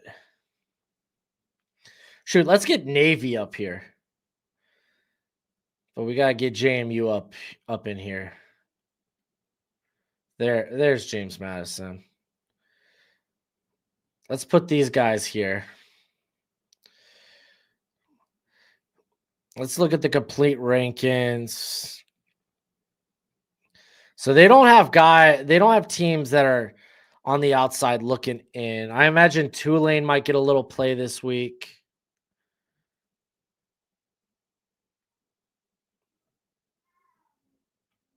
I think Tulane gets a little bit of play.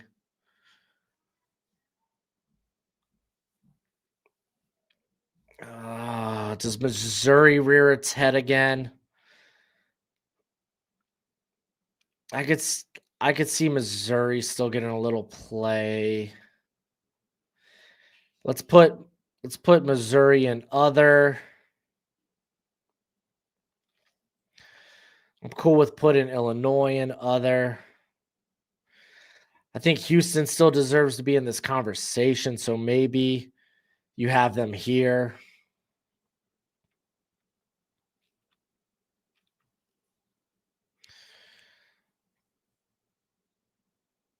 Man.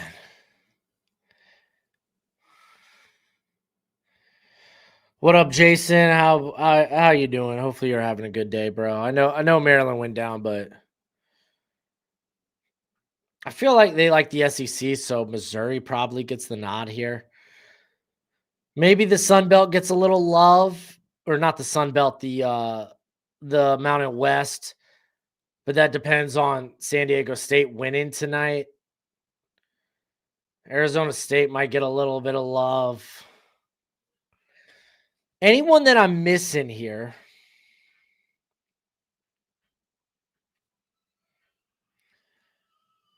By the way, let's take a quick gander at Memphis real quick. Still tied up. Memphis in scoring position, though.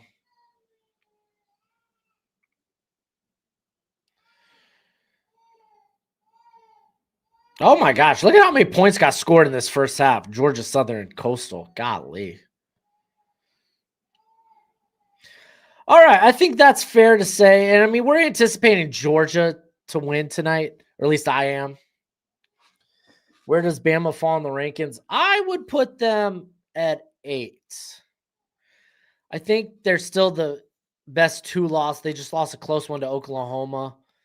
Granted, it was at home, but I mean, you could say, I guess Notre Dame, they got the better loss at home by 1 to A&M. Miami's a better loss than Florida State. So maybe Notre Dame does get the bump here. You probably give Oklahoma the head-to-head, both 2-loss schools. So I think worst case scenario, we're looking at Alabama at 10. You got Texas, 3-loss team. I don't think they drop them if they lose tonight, of course, against Georgia. Ooh, North Texas. You're right. I forgot about North Texas. Good shout out. I don't think they put multiple American teams in the top 25. They're probably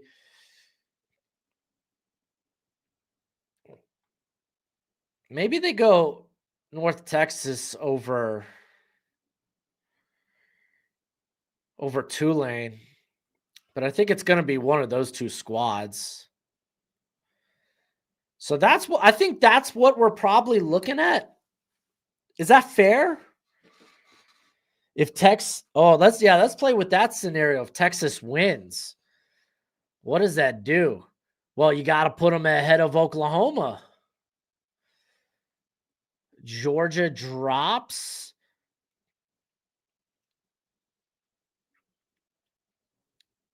That puts Ole Miss into the top 5, I think. Georgia, they got the win over Ole Miss, but losing to Alabama. I don't know how you put them ahead of Alabama with Alabama winning at Georgia. Maybe it looks like that with the Texas win. What do you think? Do you think that's fair? You think Texas could be even higher? I don't think you put Texas ahead of. Maybe you do. That is a better win for Texas than what Notre Dame has. Do you put Texas as the top 2 loss squad? Is that what we're looking at then?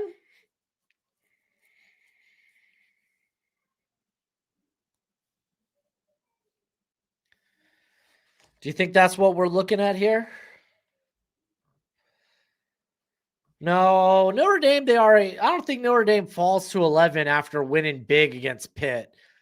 Notre Dame's at 9. I don't think you drop them out of the top 10. Notre Dame's currently at 9. I think you could have Texas jump them, but I don't think they fall any further than where they're currently at. So maybe you put Oklahoma ahead of them.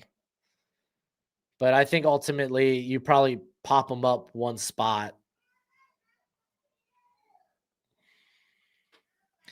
So I think that looks solid. Yeah, this year's college football playoff is going to be nuts. Which this still lines up if Georgia Tech wins out that the American likely doesn't get a team in. If JMU wins out, JMU probably ends up being the 12th seed.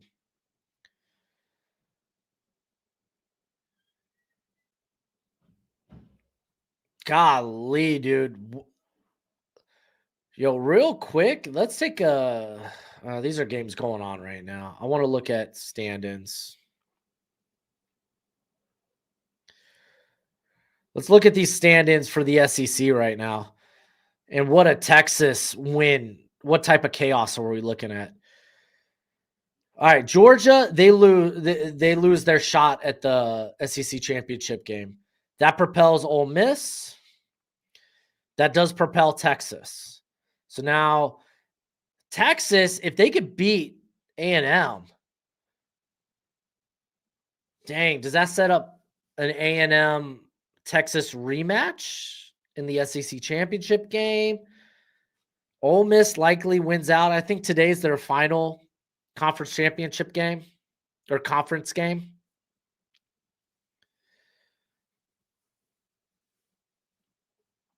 Do a scenario where Georgia Tech beats Georgia. Nah, we're not going that deep. We're not going that deep. That's weeks ahead. Let's just figure out what it might look on Thursday or on Tuesday when the college football ranking comes out.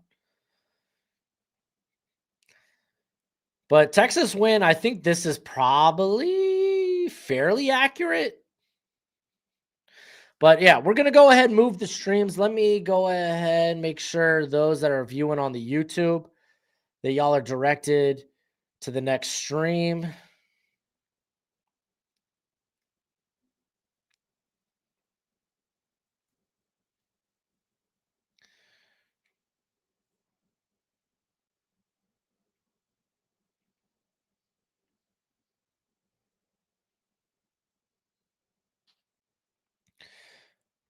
All right, I got y'all set up. So if you are on the YouTube, you're going to be directed to the next stream. If you're on X right now, hey, I'll be up in a minute. I'll have some new Gojo's picks. Gojo for this slate, he ends up going 1 and 2. I think for the first slate though, I think he went 2 and 1. So right now, Gojo batting 500 on the day, bro. Next stream, you'll see what he's got. But I'll be back in a sec. See y'all soon.